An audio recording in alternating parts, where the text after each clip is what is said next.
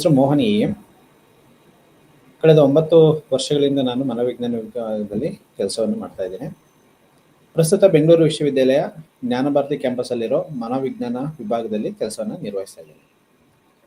ಇವತ್ತಿನ ವಸ್ತು ವಿಷಯ ಅವಲೋಕನ, ಅಬ್ಸರ್ವೇಷನ್. ಸೊ ದತ್ತಾಂಶವನ್ನ ಸಂಗ್ರಹ ಮಾಡಲಿಕ್ಕೆ, ಡೇಟಾ ಕಲೆಕ್ಟ್ ಮಾಡಲಿಕ್ಕೆ ಹಲವಾರು ದಾರಿಗಳಿದೆ.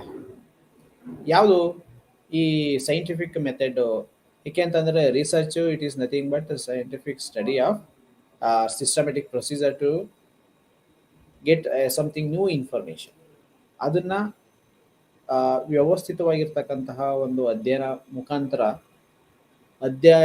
ಮುಖಾಂತರ ನಾವೇನು ದತ್ತಾಂಶಗಳನ್ನು ಸಂಗ್ರಹ ಮಾಡಿಕೊಂಡು ಇಂಟರ್ಪ್ರಿಟೇಷನ್ ಮಾಡಿ ಅದಕ್ಕೆ ಒಂದು ಡಿಸ್ಕಷನನ್ನು ಮಾಡಿ ಜನರಲೈಸೇಷನ್ ಮಾಡ್ತೀವಲ್ಲ, ಅಂತ ಕಂಪ್ಲೀಟ್ ಸೈಂಟಿಫಿಕ್ ಪ್ರೊಸೀಜರ್ಸನ್ನು ನಾವು ಒಂದು ಸೈಂಟಿಫಿಕ್ ರಿಸರ್ಚ್ ಆಕ್ಟಿವಿಟೀಸ್ ಅಂತ ಕರೀಬಹುದು. ಈ ಒಂದು ದತ್ತಾಂಶವನ್ನು ಸಂಗ್ರಹ ಮಾಡ್ಕೊಳ್ಳೋ ಸಂದರ್ಭದಲ್ಲಿ ಅವಲೋಕನ ವಿಧಾನ. ಸೊ ಅವಲೋಕನ ವಿಧಾನ ನಾವು quantitative research method, qualitative research method ಅನ್ನೋ ಒಂದು ರಿಸರ್ಚ್ ಮೆಥಡ್ ಅಲ್ಲಿ ಡಿಸ್ಕಷನ್ ಆಗಿದೆ. ಕ್ವಾಲಿಟೇಟಿವ್ ರಿಸರ್ಚ್ ಮೆಥಡ್ ಅಲ್ಲಿ ಅವಲೋಕನ ಮೆಥಡ್ ಒಂದು ಇಂಪಾರ್ಟೆಂಟ್ ಆಗಿರ್ತಕ್ಕಂಥ ಒಂದು ಮೆಥಡ್. ಸೊ ನಾವು ಡಿಸ್ಕ್ರಿಪ್ಟಿವ್ ಟೈಪ್ ಅಲ್ಲಿ ಆ ಡೇಟಾವನ್ನ ಒಂದು ಕ್ವಶನೇರ್ ಫಾರ್ಮೇಶನ್ ಅನ್ನು ಮಾಡಿಕೊಂಡು, ಓಕೆ, ಸೊ ಆ ಕ್ವಶನೇರ್ಸ್ ಮುಖಾಂತರ ನಾವು ಆ ಸ್ಯಾಂಪಲ್ ಅನ್ನ ಅಪ್ರೋಚ್ ಮಾಡಿ ಸೊ ಅದ್ರ ಮುಖಾಂತರ ಕಲೆಕ್ಟ್ ಮಾಡ್ಕೊಳ್ಳೋಂಥದ್ದು ಒಂದು ವಿಧಾನ. ಸೊ ಅದನ್ನ ಕ್ವಾಂಟಿಟೇಟಿವ್ ರಿಸರ್ಚ್ ಮೆಥಡ್ ಅಂತ ಕರೀಬಹುದು. ಸೊ ಇಲ್ಲಿ qualitative research method. So qualitative research method ಅಲ್ಲಿ ನಾವು ದತ್ತಾಂಶಕ್ಕೆ ಹೆಚ್ಚಿನ ಮಹತ್ವವನ್ನು ಕೊಡ್ತೇವೆ. ಏಕೆಂತಂದ್ರೆ ಈಗಾಗಲೇ ನಾವು ಡಿಸ್ಕಸ್ ಮಾಡಿರೋ ಹಾಗೆ ದತ್ತಾಂಶದ ಮುಖಾಂತರನ ವ್ಯಕ್ತಿಯ ಗುಣಲಕ್ಷಣಗಳನ್ನು ಅಸೆಸ್ ಮಾಡುವಂತ ಪ್ರಕ್ರಿಯೆ ನಡೆಯುತ್ತೆ. ಓಕೆ, ಸೊ ಕಾಗ್ನಿಟಿವ್ ಎಬಿಲಿಟೀಸು ಯಾವ್ದ್ರಲ್ಲಿ ತಗೊಳ್ತೀವಿ? In terms of numbers, like ಎಷ್ಟು ಕ್ವಶನ್ಸ್ಗೆ ಎಷ್ಟು ಆನ್ಸರ್ ಮಾಡಿದ್ದಾರೆ, ಎಷ್ಟು ಐಕ್ಯೂನ ಅಸೆಸ್ ಮಾಡಬೇಕು ಅಂತಂದ್ರೆ ಎಷ್ಟು ಕ್ವಶನ್ಸು ಅಥವಾ ಎಷ್ಟು ಪಜಲ್ಸು, ಎಷ್ಟು ನಾನ್ ವರ್ಬಲ್ಗೆ ಉತ್ತರ ಕೊಟ್ಟಿದ್ದಾರೆ, ಆ ಕೊಟ್ಟಿರ್ತಕ್ಕಂಥ ಉತ್ತರದ ಆಧಾರದ ಮೇಲೆ ಅವ್ರಿಗೊಂದು ಮಾರ್ಕ್ಸ್ ಅಸೈನ್ ಆಗುತ್ತೆ. ಎಕ್ಸಾಮಿನೇಷನ್ ಅಲ್ಲಿ ಒಬ್ಬ ವ್ಯಕ್ತಿಯ ಬುದ್ಧಿವಂತಿಕೆಯನ್ನ, ಓಕೆ, ಸೊ ಆ ವ್ಯಕ್ತಿ ಒಬ್ಬ ಸ್ಟೂಡೆಂಟ್ ಪಾಸ್ ಆಗಬೇಕು ಅಥವಾ ಫೇಲ್ ಆಗಬೇಕು ಅಂತ ಡಿಸೈಡ್ ಮಾಡ್ಕೊಳೋದು ಹೇಗೆ? ಎಕ್ಸಾಮಿನೇಷನ್ನು. ಆ ಎಕ್ಸಾಮಿನೇಷನ್ಗೆ ಸೊ ಒಂದಷ್ಟು ಅಂಕಗಳು. ಸೊ ಅಂಕಗಳು ಮಿನಿಮಮ್ 35 ಇರಬೇಕು ಅಥವಾ 40 ಇರಬೇಕು. ಓಕೆ, ಅಷ್ಟಿತ್ತು ಅಂತಾರೆ ಅದೊಂದು ಮಾನದಂಡ. ಯಾವುದಕ್ಕೆ? ಪಾಸ್ ಆರ್ ಫೇಲ್ ಅಂತ ನಾವು ಡಿಸೈಡ್ ಮಾಡಲಿಕ್ಕೆ. ಸೊ ಇಲ್ಲಿ ಪ್ರತಿಯೊಂದನ್ನು ಸಹ, ಅಂದರೆ ಪ್ರತಿಯೊಂದು ಅನ್ನೋದಕ್ಕಿಂತ ವ್ಯಕ್ತಿಯಲ್ಲಿರ್ತಕ್ಕಂಥ ಅಬ್ಸರ್ವಬಲ್ ಬಿಹೇವಿಯರ್ಸ್ ಅನ್ನ ನಾವು ಒಂದು ಇಂಟರ್ಪ್ರಿಟೇಷನ್ ಮಾಡಬೇಕು. ಆ ಅಬ್ಸರ್ವಬಲ್ ಬಿಹೇವಿಯರ್ ಅನ್ನ ಒಂದಷ್ಟು ಪಾಪ್ಯುಲೇಷನ್ಗೆ ನಾವು ಜನರಲೈಸೇಷನ್ ಮಾಡಬೇಕು ಬಂದಿರತಕ್ಕಂತಹ ಒಂದು ರಿಸಲ್ಟ್ನ ಆಧಾರದ ಮೇಲೆ. ಅಂತ ಅಂದ್ರೆ ಸೊ ನಾವು ಆ ಬಂದಿರತಕ್ಕಂತಹ ಒಂದು ಇಂಟರ್ಪ್ರಿಟೇಷನ್ಸ್ ಏನಿದೆ ಅದನ್ನೆಲ್ಲ ಕ್ರೋಢೀಕರಿಸ್ತಾ ಹೋದ್ರೆ ಅಲ್ಲಿ ಅಂಕಗಳು ನಮಗೆ ಕಾಣಿಸ್ಕೊಳ್ತವೆ. ಹೇಗೆ ಅಸೆಸ್ ಮಾಡ್ತೀವಿ? ಓಕೆ, ಡಿಸ್ಕ್ರಿಪ್ಟಿವ್ ಮೆಥಡ್ ಅಲ್ಲಿ, ಕಾರ್ಲೇಷನಲ್ ಮೆಥಡ್ ಅಲ್ಲಿ, ಓಕೆ, ಒಂದಷ್ಟು ದತ್ತಾಂಶಗಳನ್ನ ನಾವು ನೇರವಾಗಿ, ಸೊ ಈಗೆಲ್ಲ ಏನು ಅಂತಂದ್ರೆ ವರ್ಚುವಲ್ ಮೋಡ್ ಇದೆ. ಗೂಗಲ್ ಫಾರ್ಮ್ ಕೊಟ್ಬಿಟ್ಟು, ಸೊ ಗೂಗಲ್ ಫಾರ್ಮ್ ಇಂದ ಸೊ ವಾಟ್ಸ್ಆಪ್ ಗ್ರೂಪ್ಗಳಲ್ಲಿ ಪೋಸ್ಟ್ ಮಾಡ್ಕೊಂಡು ಅಥವಾ ಸೋಷಿಯಲ್ ಮೀಡಿಯಾದಲ್ಲಿ ಪೋಸ್ಟ್ ಮಾಡ್ಕೊಂಡು ಡೇಟಾ ಕಲೆಕ್ಟ್ ಮಾಡ್ಕೊಳ್ಳುವಂಥದ್ದು. ಸೊ ಇದು ಎಷ್ಟರ ಮಟ್ಟಿಗೆ ಡೇಟಾವನ್ನ ನಂಬಲರ್ಹವಾಗಿರ್ತಕ್ಕಂತಹ ಡೇಟಾ ಇದು ಅಂತ ನಾವು ಕರಿಬೇಕು ಅನ್ನೋದೇ ಆದ್ರೆ, ಸೊ ಕೆಲವು ಬಾರಿ ನಾವು ಅನ್ಎಕ್ಸ್ಪೆಕ್ಟೆಡ್ ರಿಸಲ್ಟ್ಗಳನ್ನು ನಾವು ಪಡೆದುಕೊಳ್ಳುವಂಥ ಸಾಧ್ಯತೆಗಳು ಹೆಚ್ಚಾಗಿರುತ್ತೆ. ಏಕೆಂತಂದ್ರೆ ಒಬ್ಬ ರಿಸರ್ಚರು ಮುಖಾಮುಖಿಯಾಗಿ ಒಬ್ಬ ಕ್ಲೈಂಟ್ ಅನ್ನ ಅಥವಾ ಒಂದು ಪಾಪ್ಯುಲೇಷನ್, ಒಂದು ನಮೂನೆಯನ್ನ ಭೇಟಿ ಮಾಡಿ ಸೊ ಅವ್ರ ಕಡೆಯಿಂದ ಕಲೆಕ್ಟ್ ಮಾಡ್ಕೊಂಡು, ಅಂದ್ರೆ ಅವರಲ್ಲಿರ್ತಕ್ಕಂತಹ ಕೆಲವೊಂದು ಡೌಟ್ಸ್ಗಳಿಗೆ ಪರಿಹಾರಗಳನ್ನ ಕೊಟ್ಟು ಯಾವ ರೀತಿಯಾಗಿರ್ತಕ್ಕಂಥ ಡೇಟಾ ನಾವು ಎಕ್ಸ್ಪೆಕ್ಟ್ ಮಾಡ್ತೀವಿ, ಯಾವ ಪರ್ಪಸ್ಗೋಸ್ಕರ ಈ ಡೇಟಾವನ್ನು ಕಲೆಕ್ಟ್ ಮಾಡ್ಕೊಳ್ತಾ ಇದೀವಿ, ಸೊ ಇದ್ರದ್ದು ಸ್ಕೋಪ್ ಏನು, ಇಂಪಾರ್ಟೆನ್ಸ್ ಏನು, ಸೊ ಇದನ್ನೆಲ್ಲ ಕನ್ವೆ ಮಾಡಿ, ಓಕೆ, ಸೊ ಒಂದು ದತ್ತಾಂಶವನ್ನ ಸಂಗ್ರಹ ಮಾಡ್ಕೊಳೋದಿದೆಯಲ್ಲ, ಸೊ ಅಂದ್ರೆ ಕನ್ಸೆಂಟ್ ಅನ್ನ ತೆಗೆದುಕೋಬೇಕು. ಓಕೆ, ಕನ್ಸೆಂಟ್ ಅಂತಂದ್ರೆ ಸೊ ಈ ಕೊಡ್ತಾ ಇರ್ತಕ್ಕಂಥ ಈ ದತ್ತಾಂಶದಲ್ಲಿ ಇರ್ತಕ್ಕಂಥ ಅಥವಾ ಪರೀಕ್ಷಣದಲ್ಲಿ ಇರ್ತಕ್ಕಂತಹ ಪ್ರಶ್ನೆಗಳಿಗೆ ಉತ್ತರವನ್ನ ನಾನು ಮನಸ್ಪೂರ್ವಕವಾಗಿ ಕೊಡ್ತೇನೆ. ಸೊ ಇದು ಎಷ್ಟು ಮಟ್ಟಿಗೆ important? So consent, without consent ನಾವೇನಾದ್ರೂ ಯಾರಾದ್ರೂ ಒಬ್ಬ ವ್ಯಕ್ತಿಯನ್ನು ಅಪ್ರೋಚ್ ಮಾಡ್ತೀವಿ ಅನ್ನೋದೇ ಆದ್ರೆ, ಸೊ ಅಲ್ಲಿ ಕೊಟ್ಟಿರ್ತಕ್ಕಂಥ ಡೇಟಾವನ್ನ ನಾವು ನಂಬಲಿಕ್ಕೆ ಸಾಧ್ಯನೇ ಆಗೋದಿಲ್ಲ. ಸೊ ಕೆಲವೊಂದು ಬಾರಿ ಇರ್ತಕ್ಕಂಥ ಡೇಟಾವನ್ನ ಮಿಸ್ ಆಗಿ ಅಥವಾ ತಪ್ಪು ದಾರಿಗೆ ಎಳೆಯುವಂತಹ ಸಾಧ್ಯತೆಗಳು ಇರುತ್ತೆ. ಕೆಲವೊಂದು ವಿಷಯಗಳಿರುತ್ತೆ, ಕೆಲವೊಂದು ಸೆನ್ಸಿಟಿವ್ ಸೂಕ್ಷ್ಮವಾಗಿರ್ತಕ್ಕಂತಹ ಕ್ವಶನ್ಸ್ಗಳಿರುತ್ತೆ. ಸೊ ಆಕ್ಚುಲಿ ನಮ್ಮ ಬಿಹೇವಿಯರ್ ಏನಿರುತ್ತೆ, ನಾವ್ ಏನ್ ಹೇಳ್ತೀವಿ ಇನ್ನೊಬ್ರಿಗೆ ಹೇಳ್ಬೇಕು ಅನ್ನೋಂಥ ಸಂದರ್ಭದಲ್ಲಿ, ಸೊ ಇದು ನಾವು ಹೇಳುವಂತಹ ದಾಟಿ ಬೇರೆ ಆಗ್ತಾ ಹೋಗುತ್ತೆ. ಸೊ ನಾವೇನಾದ್ರೂ ಒಬ್ಬ ವ್ಯಕ್ತಿಯನ್ನ ಮುಖಾಮುಖಿಯಾಗಿ ಭೇಟಿ ಮಾಡ್ದಲೇ ದತ್ತಾಂಶವನ್ನ ಸಂಗ್ರಹ ಮಾಡ್ಕೊಳ್ತೀವಿ ಅಂತ ಏನಾದ್ರೂ ಹೋದ್ರೆ, ಸೊ ಅಲ್ಲಿ ಅಂತಹ ಡೇಟಾವನ್ನ ಸೊ ಆ ರೀತಿಯಾಗಿ ಪಡ್ಕೊಂಡಿರ್ತಕ್ಕಂಥ ಡೇಟಾದ ಮೇಲೆ ನಾವು ಇಂಟರ್ಪ್ರಿಟ್ ಮಾಡಿ ಜನರಲೈಸೇಷನ್ ಮಾಡಕ್ ಹೋದ್ರೆ, ಸೊ ಓವರ್ ಆಲ್ ಪಾಪ್ಯುಲೇಷನ್ ಅನ್ನ ನಾವು ದಾರಿ ತಪ್ಪಿಸುವಂತ ಕೆಲಸವನ್ನ ಮಾಡಲಿಕ್ಕೆ ಹೊರಡುವಂತಹ ಒಂದು ಸಾಧ್ಯತೆಗಳು ಜಾಸ್ತಿ ಆಗಿರುತ್ತೆ.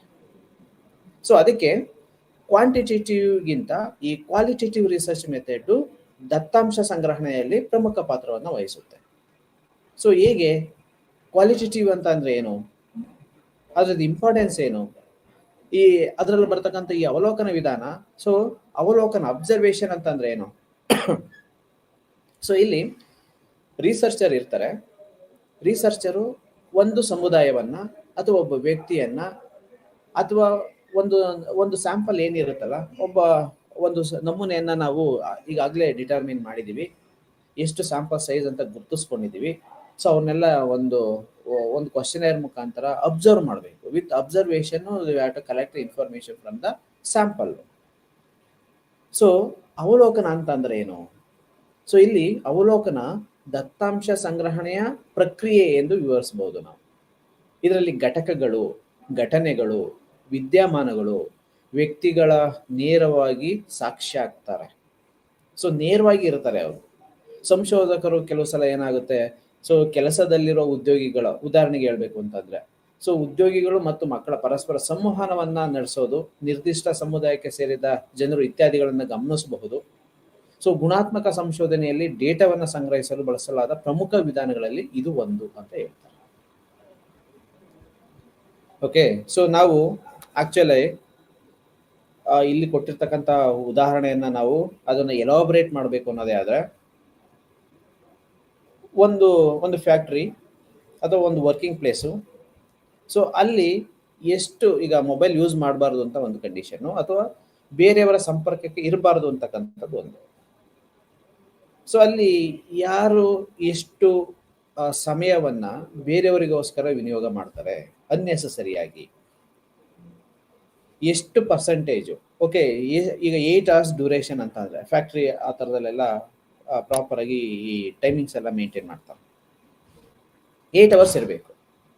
ಸೊ 8 hours ಅಲ್ಲಿ ಎಷ್ಟು ಯೂನಿಟ್ ಅನ್ನ ನಾವು ಕಂಪ್ಲೀಟ್ ಮಾಡಬೇಕು, ಎಷ್ಟು ಕೆಲಸಗಳನ್ನ ಮಾಡಬೇಕು, ಅಷ್ಟು ಮಾಡಕ್ ಆಗ್ತಾ ಇದೆಯಾ, ಆಗ್ತಾ ಇಲ್ವಾ? ಸೊ ಇನ್ ಬಿಟ್ವೀನ್, ಸೊ ಹೇಗೆ ಪರ್ಫಾರ್ಮೆನ್ಸ್ ಅನ್ನು ಇಂಪ್ರೂವ್ಮೆಂಟ್ ಮಾಡಬೇಕು, ಅಪ್ರೈಸಲ್ ಹೇಗೆ ಮಾಡಬೇಕು, ಓಕೆ ಅದಕ್ಕೆ ಒಂದು ಪಾಸಿಟಿವ್ ವೈಬ್ ಅನ್ನ ಯಾವ ರೀತಿಯಾಗಿ ನಾವು ಕೊಡಬೇಕು, ಸೊ ಇದನ್ನೆಲ್ಲ ನಾವು ಗಮನಿಸ್ತೀವಿ, ನೋಡ್ತೀವಿ ಅನ್ನೋದೇ ಆದ್ರೆ, ಮಾರ್ನಿಂಗ್ ಇಂದ ಫ್ರಮ್ 10 o'clock ಟಿಲ್ 5 o'clock ವರೆಗೂ ಏನೆಲ್ಲ ಆಕ್ಟಿವಿಟೀಸ್ಗಳನ್ನ ಮಾಡ್ತಾರೆ. ಸೊ ಅಬ್ಸರ್ವೇಷನ್, ಸೊ ನೇರವಾಗಿ ಪಾರ್ಟಿಸಿಪೇಟ್ ಮಾಡೋದ್ರಿಂದ ಅಥವಾ ಇಂಡೈರೆಕ್ಟ್ ಆಗಿ ಅಬ್ಸರ್ವ್ ಮಾಡೋದ್ರಿಂದ, ಸೊ ಹೇಗೆ ಅವರು ಟೈಮ್ ಅನ್ನ ಕನ್ಸ್ಯೂಮ್ ಮಾಡ್ತಾ ಇದ್ದಾರೆ, ಸೊ ಪ್ರಾಪರ್ ಯುಟಿಲೈಸೇಷನ್ ಆಗ್ತಾ ಇದೆಯಾ, ಆಗ್ತಾ ಇಲ್ವಾ. ಸೊ ಹೀಗೆ ಒಂದು ಘಟಕದಲ್ಲಿ ಬಂದಿರತಕ್ಕಂತಹ ಒಟ್ಟಾರೆಯಾದಂತಹ ಉದ್ಯೋಗಿಗಳ ವರ್ತನೆಯನ್ನ ಅಥವಾ ಅವರ ಒಂದು ಕೆಲಸ ಮಾಡುವಂತಹ ರೀತಿಯನ್ನ ನಾವು ಅನಲೈಸ್ ಮಾಡಲಿಕ್ಕೆ ಸಾಧ್ಯ ಆಗ್ತಾ ಹೋಗುತ್ತೆ. ಉದಾಹರಣೆಗೆ ಒಬ್ಬ ವ್ಯಕ್ತಿ ಅಥವಾ ಒಂದು ಸಮುದಾಯದ ಆಟಿಟ್ಯೂಡ್ ಯಾವ ರೀತಿಯಾಗಿದೆ towards our government, towards our nation, towards our any particular like religious, like gender. So ಯಾವುದಾದ್ರೂ ಒಂದು ಕಂಟೆಂಟ್ ಅನ್ನ ತೆಗೆದುಕೊಂಡು, ಸೊ ಕಂಟೆಂಟ್ ಮೇಲೆ ಅವರ ಒಪಿನಿಯನ್ಸ್, ಅವರ ಒಂದು ಅಭಿಪ್ರಾಯಗಳು, ಅವರ ಒಂದು ಆಟಿಟ್ಯೂಡ್ ಯಾವ ರೀತಿಯಾಗಿದೆ ಅಂತ ಅಸೆಸ್ ಮಾಡಬೇಕು. ಸೊ ಒಂದು ಕ್ವಶನೇರನ್ನು ಕೊಟ್ಟರೆ ಆಬ್ವಿಯಸ್ಲಿ ಕೆಲವರು ಸೊ ಇಂಟೆನ್ಷನಲಿ ಬೇಕೋ ಬೇಡವೋ ಅನ್ನೋ ರೀತಿಯಾಗಿ ರಿಪ್ಲೈ ಮಾಡುವಂಥ ಸಾಧ್ಯತೆಗಳು ಇರುತ್ತೆ. ನಾವು ವರ್ಚುವಲ್ ಮೋಡ್ ಅಂತಂದರೆ ನಾವು ದತ್ತಾಂಶವನ್ನು ಯಾವ ರೀತಿಯಾಗಿ ಕನ್ಸಿಡರ್ ಮಾಡ್ಕೋಬೇಕು ಅನ್ನೋದು ಕನ್ಫ್ಯೂಸ್ ಆಗುತ್ತೆ. ಕನ್ಸೆಂಟು ವಿತೌಟ್ ಕನ್ಸೆಂಟು ಯಾವ ರೀತಿಯಾಗಿರ್ತಕ್ಕಂಥ ಡೇಟಾ ಅವರಲ್ಲಿ ಫಿಲ್ ಮಾಡಿದ್ದಾರೆ. ಸೊ ಈ ಥರದ್ದೆಲ್ಲ ಕ್ವಶನ್ಸ್ ಇರುತ್ತೆ. ಆ ಕ್ವಶನ್ನೇರ್ನ ಜೊತೆಗೆ ಕ್ವಾಲಿಟೇಟಿವ್ ರಿಸರ್ಚ್ ಆಕ್ಟಿವಿಟೀಸ್ಗಳ ಜೊತೆಗೆ ಈ ಕ್ವಾಂಟಿಟೇಟಿವ್ ವಿಧಾನಗಳನ್ನು ಸಹ ನಾವು ಉಪಯೋಗಿಸ್ತಾ ಹೋಗಬೇಕು. ಲೈಕ್ ಕ್ವಾಲಿಟೇಟಿವ್ ಅಂತ ಅಂದರೆ ಅವಲೋಕನ. ಸೊ ಓಕೆ, ಒಂದು ಕ್ವಶನೇರನ್ನು ಕೊಡ್ತೀವಿ. ಆ ಕ್ವಶನೇರ್ ಏನನ್ನು ಅಸೆಸ್ ಮಾಡುತ್ತೆ? ಒಂದು ಸಮುದಾಯದ ಅಥವಾ ಒಂದು ಗುಂಪಿನ ಆಟಿಟ್ಯೂಡ್ ಟುವರ್ಡ್ಸ್ ನೇಷನ್ ಬಗ್ಗೆ ಅಸೆಸ್ ಮಾಡುವಂತಹ ಒಂದು ಕ್ವಶನೇರ್. ಸೊ ಕ್ವಶನೇರನ್ನು ಕೊಡ್ತೀವಿ, ಕನ್ಸೆಂಟ್ ಇರುತ್ತೆ. ಓಕೆ, ಅದಾದ ನಂತರ ಅವರೇ ಒಂದಷ್ಟು ಸಮಯವನ್ನು ತೆಗೆದುಕೊಂಡು ವಿನಿಯೋಗ ಮಾಡಿಕೊಂಡು ಉತ್ತರಗಳನ್ನು ಕೊಡ್ತಾರೆ. ಸೊ ಅದ್ರ ಜೊತೆಗೆ personal interactions. So personal interactions ಮಾಡೋದ್ರಿಂದ ಸೊ ಹೇಗೆ ಅವರ ವ್ಯಕ್ತಿತ್ವಗಳೇನೆ, ಅವರ ಬಿಹೇವಿಯರ್ಸ್ ಹೇಗಿದೆ, ರಾಷ್ಟ್ರದ ಬಗ್ಗೆ, ದೇಶದ ಬಗ್ಗೆ ಸೊ ಯಾವ ರೀತಿಯಾದಂಥ ಅಭಿಪ್ರಾಯಗಳಿದೆ, ಅದಕ್ಕೆ ಒಂದೆರಡು ಎಕ್ಸಾಂಪಲ್ಸು. ಓಕೆ, ಸೊ ಒಂದು ಸಮಯದಲ್ಲಿ ದೇಶಕ್ಕೋಸ್ಕರ ಏನಾದ್ರು ಮಾಡಬೇಕು ಅನ್ನೋದೇ ಆದರೆ ಸೊ ಯಾವ ರೀತಿಯಾದಂಥ ಕಾಂಟ್ರಿಬ್ಯೂಷನ್ಸ್ಗಳನ್ನು ನೀವು ಮಾಡಬಹುದು ಅಥವಾ ಮಾಡಲಿಕ್ಕೆ ಸಹಾಯವನ್ನು ನೀವು ಮಾಡಬಹುದು. ಸೊ ಈ ಥರ ಜನರಲ್ ಟಾಕ್ ಮುಖಾಂತರ ದೇಶದ ಬಗ್ಗೆ ಅಥವಾ ನಮ್ಮ ಆಕ್ಚುಯಲ್ ಅಭಿಪ್ರಾಯಗಳನ್ನು ನಾವು ತಿಳ್ಕೋಬೇಕು ಅನ್ನೋದೇ ಆದರೆ ಸೊ ಈ ಒಂದು ಅವಲೋಕನ ಬೈ ಆಸ್ಕಿಂಗ್ ಸಮ್ ಕ್ವಶನ್ಸ್, ಅಥವಾ ಅವರು ಒಂದು ಸಮುದಾಯದಲ್ಲಿ ಇದ್ದಾರೆ ಅಂತ ಅಂದಾಗ ಸಮುದಾಯದಲ್ಲಿ ಯಾವ ರೀತಿಯಾಗಿ ವರ್ತನೆಗಳನ್ನು ಅವರು ತೋರಿಸ್ತಾರೆ, ಸೊ ಸಮುದಾಯದ ಜೊತೆಗೆ ಅವರ ಕಾಂಟ್ರಿಬ್ಯೂಷನ್ಸ್ ಯಾವ ರೀತಿಯಾಗಿರುತ್ತೆ, ಸೊ ಅದಕ್ಕೆ ಪ್ರೋತ್ಸಾಹಗಳನ್ನು ನೀಡ್ತಾರ, ಅದಕ್ಕೆ ರಿಜೆಕ್ಷನ್ ಅನ್ನ ಮಾಡ್ತಾರ. ಓಕೆ, ಸೊ ಇನ್ವಾಲ್ವ್ಮೆಂಟ್ ಅಂತಂದ್ರೆ ಎಷ್ಟು ಪರ್ಸೆಂಟೇಜಲ್ಲಿ ಇನ್ವಾಲ್ವ್ಮೆಂಟ್ ಇದೆ, ಅವರು ಕೊಟ್ಟಿರ್ತಕ್ಕಂಥ ಆನ್ಸರ್, ನಾವೇನಾದ್ರು ಒಂದು ಕ್ವಶನ್ ಕೊಟ್ಟಿದ್ರೆ 100%, ಸೊ ಎಲ್ಲದೂ ಸಹ ಡೈರೆಕ್ಟ್ ಆಗಿ ನಾವು ಸಹಾಯವನ್ನು ಮಾಡ್ತೇವೆ, ಸೊ ಪಾಸಿಟಿವ್ ಆಟಿಟ್ಯೂಡ್ ಇದೆ, ಸೊ ಈ ಥರ ಕೊಟ್ಟಿರಬಹುದು. ನಾವು ಅದನ್ನು ಅವಲೋಕನ ಮಾಡಿದಾಗ ಸಮುದಾಯದಲ್ಲಿ ಅವರಿಗೆ ಅರಿವಿಲ್ಲದ ರೀತಿಯಾಗಿ ನಾವು ಅವಲೋಕನಗಳನ್ನು ಮಾಡಿದಾಗ ಓಕೆ, ಸೊ ಇರಬಹುದು ಆಟಿಟ್ಯೂಡ್, ಪಾಸಿಟಿವ್ ಆಟಿಟ್ಯೂಡ್ ಇರಬಹುದು.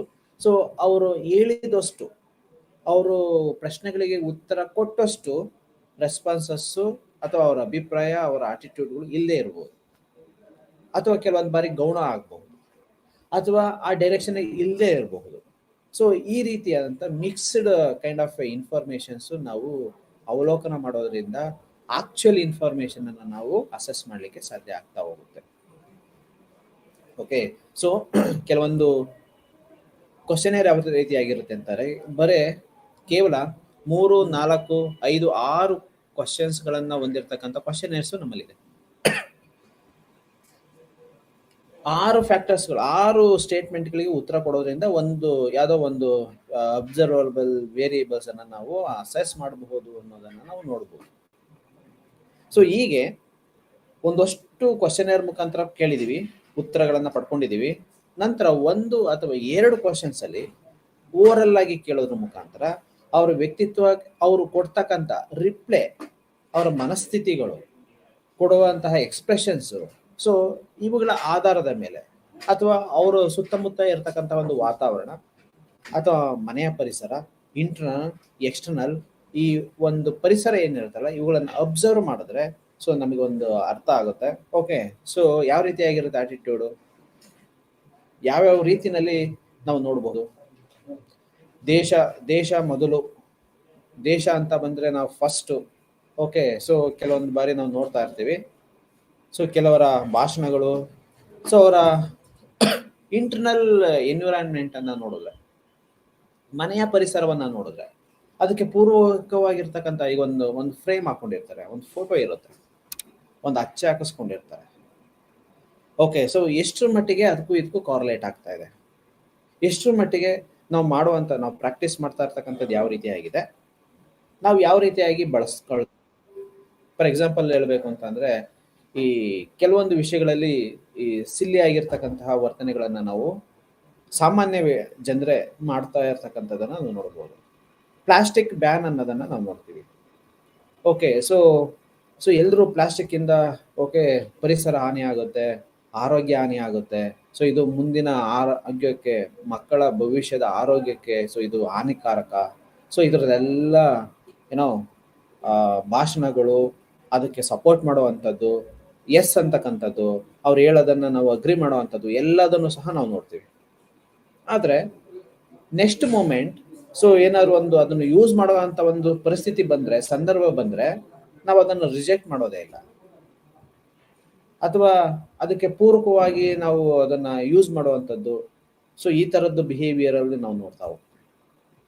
ನಮ್ಮ ಮನಸ್ಥಿತಿಗಳು ಅಥವಾ ನಾವು ಏನೋ ಒಂದು ಅಂದ್ಕೊಂಡಿರ್ತೀವಲ್ಲ, ಸೊ ಅನಿಸಿಕೆಗಳು ಬೇರೆ, ನಾವು ಪ್ರಾಕ್ಟೀಸ್ ಮಾಡುವಂತಹ ಕೆಲವೊಂದು ವಿಧಾನಗಳೇ ಬೇರೆ ಆಗಿರುತ್ತೆ. ಓಕೆ, ಸೊ ನಮ್ಮ ಆಟಿಟ್ಯೂಡು ಪ್ಲಾಸ್ಟಿಕ್ಕನ್ನು ಬ್ಯಾನ್ ಮಾಡಬೇಕು, ಪ್ಲಾಸ್ಟಿಕ್ಕನ್ನು ಯೂಸ್ ಮಾಡಬಾರ್ದು ಅನ್ನೋದೇ ನಮ್ದು ಆಗಿರಬಹುದು. ಆದರೆ ಅನಿವಾರ್ಯ ಸಂದರ್ಭದಲ್ಲಿ ಕೆಲವೊಂದು ಸಂದರ್ಭಗಳೆಲ್ಲ ಯೂಸ್ ಮಾಡ್ತಾ ಇರ್ತೀವಿ. ಸೊ ಓಕೆ, ಅನಿವಾರ್ಯವಾಗಿ ಯೂಸ್ ಮಾಡ್ತೀವಿ. ಸೊ ಕೆಲವೊಂದು ಜಸ್ಟಿಫಿಕೇಶನ್ಗಳನ್ನು ನಮ್ಮಷ್ಟಕ್ಕೆ ನಾವೇ ಕೊಟ್ಕೊಳ್ತಾವೆ. ಅಂದರೆ ಇದ್ರದ್ದು ಸ್ಟ್ರಾಂಗ್ ಮೆಸೇಜ್ ಏನಪ್ಪ, ಅಥವಾ ಯಾರು ಹೇಗೆ ಯೂಸ್ ಮಾಡ್ತಾರೆ. ಈಗ ಪಾಲಿಸಿ ಮೇಕರ್ಸ್ ಹೇಳೋದೊಂದು ಮಾಡೋದು ಒಂದು ಅನ್ನೋ ಥರಕ್ಕೆ ನಾವು ನ್ಯೂಸಸ್ಗಳೆಲ್ಲ ನಾವು ನೋಡ್ತಿರ್ತೀವಿ. ಪಾಲಿಸಿ ಮೇಕರ್ಸ್ ಅವರು ಏನು ಹೇಳ್ತಾರೆ ಇದನ್ನು ಮಾಡಿ ಅಂತ ಸಾಮಾನ್ಯ ಜನರಿಗೆ, ಅವರು ಅದನ್ನು ಫಾಲೋ ಮಾಡೋದಿಲ್ಲ. ಓಕೆ, ಈ ಥರ ಕಾಂಟ್ರಡಿಕ್ಟರಿ ಆಗಿರ್ತಕ್ಕಂಥ ಕೆಲವೊಂದು ಸ್ಟೇಟ್ಮೆಂಟ್ಗಳು, ಸೊ ಕೆಲವೊಂದು ಇಶ್ಯೂಗಳು, ಕೆಲವೊಂದು ಈವೆಂಟ್ಗಳು ಇದೆ. ಸೊ ಈ ಕಾರಣಗಳಿಗೋಸ್ಕರ ನಾವು ಅವಲೋಕನ ವಿಧಾನ ಬಹಳ ಎಫೆಕ್ಟಿವು. ನಾವು ಹೇಳಬಹುದು ಬೇರೆಯವ್ರಿಗೆ, ಸೊ ಎಲ್ಲರೂ ಈ ರೀತಿಯಾಗಿ ಬನ್ನಿ, ಎಲ್ಲರೂ 10 ಗಂಟೆಗೆ ಬರಬೇಕು, ಎಲ್ಲರೂ 5 ಗಂಟೆಗೆ ಇರಬೇಕು. ಸೊ ಅಬ್ಸರ್ವ್ ಮಾಡಿದಾಗ ಗೊತ್ತಾಗುತ್ತಲ್ಲ ಅವಲೋಕನ. So directive observation, indirect observation, so ಈ ಥರ ಮಾಡಿದ್ರೆ ಸೊ ಇರಬಹುದು 10ರಿಂದ 5 o'clock ವರೆಗೂ ಇರಬಹುದು. ಅದರಲ್ಲಿ ಎಷ್ಟರ ಮಟ್ಟಿಗೆ ಅವರು ತಮ್ಮ ಒಂದು ಗುಣಾತ್ಮಕ ಸಮಯವನ್ನ ಆ ಒಂದು ವರ್ಕಿಂಗ್ ಎನ್ವಿರಾನ್ಮೆಂಟ್ ಅಲ್ಲಿ ಕಳೀತಾ ಇದ್ದಾರೆ, ತನ್ನ ವರ್ಕಲ್ಲಿ ಆ ಎಫಿಷಿಯನ್ಸಿಯನ್ನು ತೋರಿಸ್ತಾ ಇದ್ದಾರೆ. ಓಕೆ, ಸೊ ಇದೆಲ್ಲದೂ ಸಹ ನಾವು ಅವಲೋಕನ ಮಾಡಿದ್ರೆ ಸಿಗುತ್ತೆ, ಸೂಕ್ಷ್ಮವಾಗಿ ಗಮನಿಸಿದ್ರೆ ಸಿಗುತ್ತೆ. ಓಕೆ, ಅವರು ಇದ್ದಾರೆ 8 hours ಇದ್ದಾರೆ, 10 o'clock ಬಂದರೆ 5 o'clock ವರೆಗೂ ಇರ್ತಾರೆ. ಸೊ ಇವರು 10 o'clock ಬಂದರೆ 5 o'clock ವರೆಗೂ ಇರ್ತಾರೆ. ಬಟ್ ಯಾವ ರೀತಿಯಾಗಿ ಕೆಲಸವನ್ನು ಮಾಡ್ತಾರೆ, ಅವರ ಅಭಿಪ್ರಾಯಗಳೇನು, ಸೊ ಇದೆಲ್ಲ ಸಿಗುವಂಥದ್ದು ಎಲ್ಲಿ? ಕೆಲವೊಂದು ಡೇಟಾಗಳ ಆಧಾರದ ಮೇಲೆ ನಾವು ಇಂಟರ್ಪ್ರಿಟ್ ಮಾಡಲಿಕ್ಕೆ ಆಗೋದಿಲ್ಲ. ಓಕೆ, ಸೊ ಒಂದು ಆಕ್ಚುಯಲ್ ರಿಪೋರ್ಟೇ ಇದೆ. ಸೊ ಎಲ್ಲರೂ ಸಹ ಒಂದು ಇನ್ಸ್ಟಿಟ್ಯೂಷನ್, ಒಂದು ಒಂದು ಫ್ಯಾಕ್ಟ್ರಿ ಅಂತ ಅಂದ್ಕೊಳ್ಳೋಣ, 100 ಜನ ಇದ್ದಾರೆ, 100 ಜನನೂ ಸಹ ಒಂದು ಬಯೋಮೆಟ್ರಿಕ್ ಇದೆ. ಸೊ ಬಯೋಮೆಟ್ರಿಕ್ ಪ್ರಕಾರ ಸೊ ಎಲ್ಲರದ್ದು ಸಹ 8 hours ಅವರೇಜ್ ಮಾಡಿದ್ರೆ 8 hours ಬರುತ್ತೆ. ಅಂದರೆ 10 o'clock ಬರ್ತಾರೆ, 5 o'clock ಹೋಗ್ತಾರೆ. ಬಟ್ ಯೂನಿಟ್ ವೈಸ್ ಅಂತ ಬಂದಾಗ ಎಷ್ಟು ಯೂನಿಟನ್ನು ಕಂಪ್ಲೀಟ್ ಮಾಡಿದ್ದಾರೆ ಅಂತ ಬಂದಾಗ, ಸೊ ಇದ್ರ ಬೇಸ್ ಮೇಲೆ ಸೊ ಎಲ್ಲರೂ 8 hours ಇದ್ದಾರೆ, ಸೊ ಎಲ್ಲರೂ 8 hours ಇರೋದ್ರಿಂದ ಇಷ್ಟಿಷ್ಟು ಯೂನಿಟ್ ಅಂತ ಕಂಪ್ಲೀಟ್ ಮಾಡಿದ್ರೆ, ಸೊ ಅಷ್ಟು ಯೂನಿಟ್ ಇಂಟು 100 ಮೆಂಬರ್ಸ್ ಅಂತ ಅಂದರೆ ಇಷ್ಟು ಯೂನಿಟ್ ಆಗಿರಬೇಕು ಅನ್ನೋ ಒಂದು ಮ್ಯಾಥಮೆಟಿಕ್ಸ್, ಸಿಂಪಲ್ ಮ್ಯಾಥಮೆಟಿಕ್ಸ್. ಆದರೆ ಆ ಒಂದು ಇಂಟರ್ಪ್ರಿಟೇಷನ್ಗೆ ನಾವು ಬರಬಹುದು. ಆದರೆ ಒಳ ಒಕ್ಕು ನೋಡಿದಾಗ, ಅವಲೋಕನ ಮಾಡಿ ನೋಡಿದಾಗ, ಸೂಕ್ಷ್ಮವಾಗಿ ನಾವು ಅವಲೋಕನ ಮಾಡಿದಾಗ, ಸೊ ಅಲ್ಲಿ ಡ್ಯಾಮೇಜ್ ಆಗಿರ್ತಕ್ಕಂಥ ವಸ್ತುಗಳು ಎಷ್ಟು, ಕಂಪ್ಲೀಟ್ ಆಗಿಲ್ಲದೆ ಇರತಕ್ಕಂತಹ ಯೂನಿಟ್ಗಳು ಎಷ್ಟು, ಅಥವಾ ವರ್ಕ್ ಮಾಡಿರ್ತಕ್ಕಂಥ ಪ್ರಾಪರಾಗಿ ವರ್ಕ್ ಮಾಡಿರ್ತಕ್ಕಂಥ ಯೂನಿಟ್ಗಳು ಎಷ್ಟು, ಒಂದು ಆಕ್ಚುಯಲ್ ರಿಪೋರ್ಟ್ ನಮಗೆ ಸಿಗುತ್ತೆ. ಸೊ ಆ ಆಕ್ಚುಯಲ್ ರಿಪೋರ್ಟ್ಗೂ ನಾವು ಅನಲೈಸ್ ಮಾಡಿರ್ತಕ್ಕಂತಹ ಒಂದು ಎಕ್ಸ್ಪೆಕ್ಟೆಡ್ ಅನಲೈಸ್ ಮಾಡ್ತಕ್ಕಂಥ ರಿಪೋರ್ಟ್ಗೂ ಲಾಟ್ ಆಫ್ ಅಥವಾ ಗ್ಯಾಪ್ ಇರುತ್ತೆ, ಒಂದು ಯೂಸ್ ಗ್ಯಾಪ್ ಇರುತ್ತೆ. ಆ ಗ್ಯಾಪನ್ನು ಸರಿ ಮಾಡುವಂಥ ಬಗೆ ಹೇಗೆ? ಓಕೆ, ಸೊ ಆ ಒಂದು ಗ್ಯಾಪನ್ನು ನಾವು ಅಸೆಸ್ ಮಾಡಬೇಕು, ಡಿಸ್ಕಸ್ ಮಾಡಬೇಕು, ಚರ್ಚೆಗೆ ಒಳಪಡಿಸ್ಬೇಕು ಅನ್ನೋದೇ ಆದರೆ ಅವಲೋಕನ ವಿಧಾನ ಬಹಳ ನೇರವಾಗಿ ಉಪಯೋಗಕ್ಕೆ ಬರುತ್ತೆ. ಅವಲೋಕನ ವಿಧಾನ ಅಂತಂದ್ರೆ ಹಾಗೇನೆ ಕೆಲವೊಂದು ಬಾರಿ ನೇರವಾಗಿ ಅವಲೋಕನ ಮಾಡ್ತೀವಿ, ಕೆಲವೊಂದು ಬಾರಿ ಓಕೆ ಇಂಡೈರೆಕ್ಟ್ ಆಗಿ. ಸೊ ಕೆಲವರಿಗೆ ನಾವು ಏನು ಅಬ್ಸರ್ವ್ ಮಾಡ್ತಾ ಇದ್ವಿ ಅನ್ನೋದು ಅವ್ರಿಗೆ ಗೊತ್ತೇ ಇರೋದಿಲ್ಲ.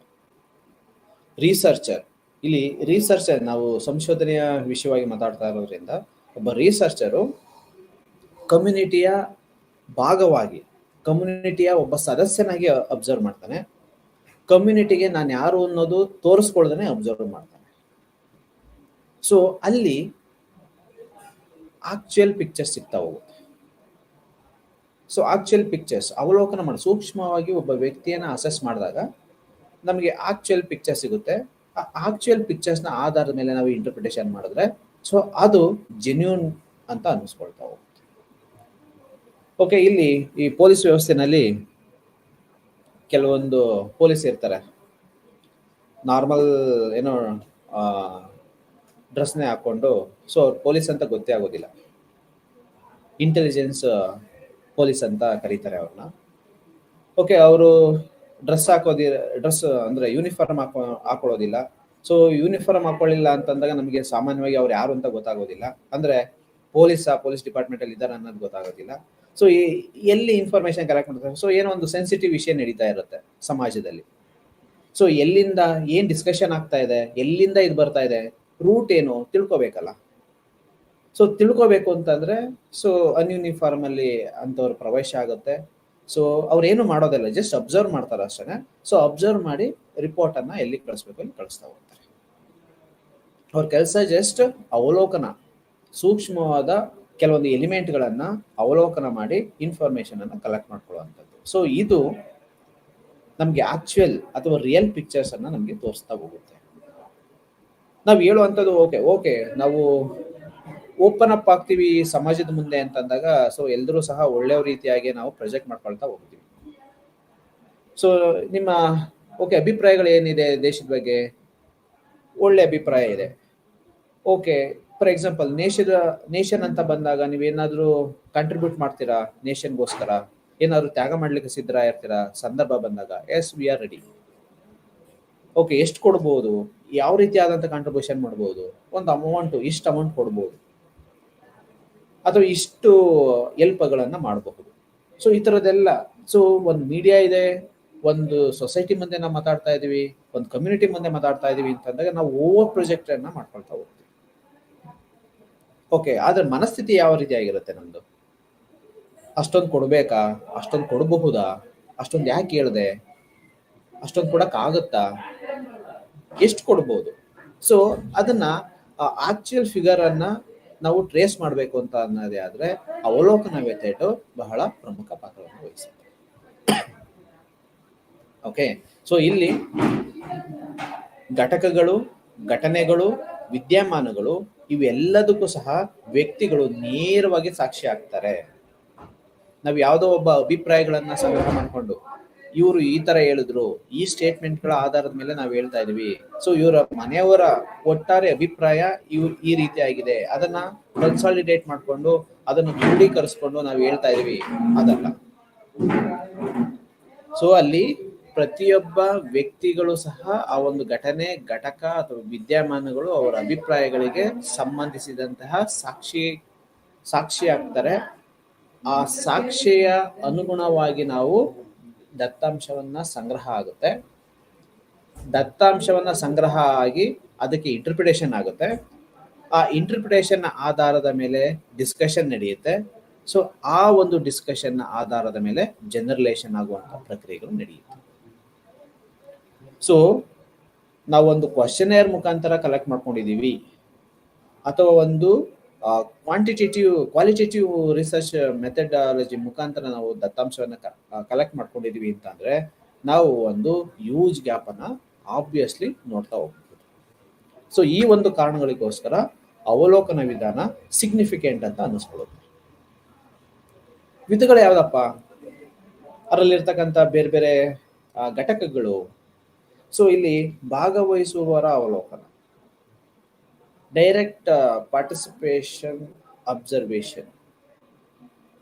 ಸೊ ಇಲ್ಲಿ ಹೆಸರೇ ಹೇಳ್ತಾ ಇರೋ ರೀತಿಯಾಗಿ ಅಥವಾ ಸೂಚಿಸುವಂತ ರೀತಿಯಲ್ಲಿ ರಿಸರ್ಚರು, ಅವಲೋಕನಕಾರ ಒಂದು ಸಮುದಾಯ ಅಥವಾ ಒಂದು ಘಟಕ ಅಥವಾ ಒಂದು ನಮೂನೆಯಲ್ಲಿ ಭಾಗವಹಿಸ್ತಾನೆ.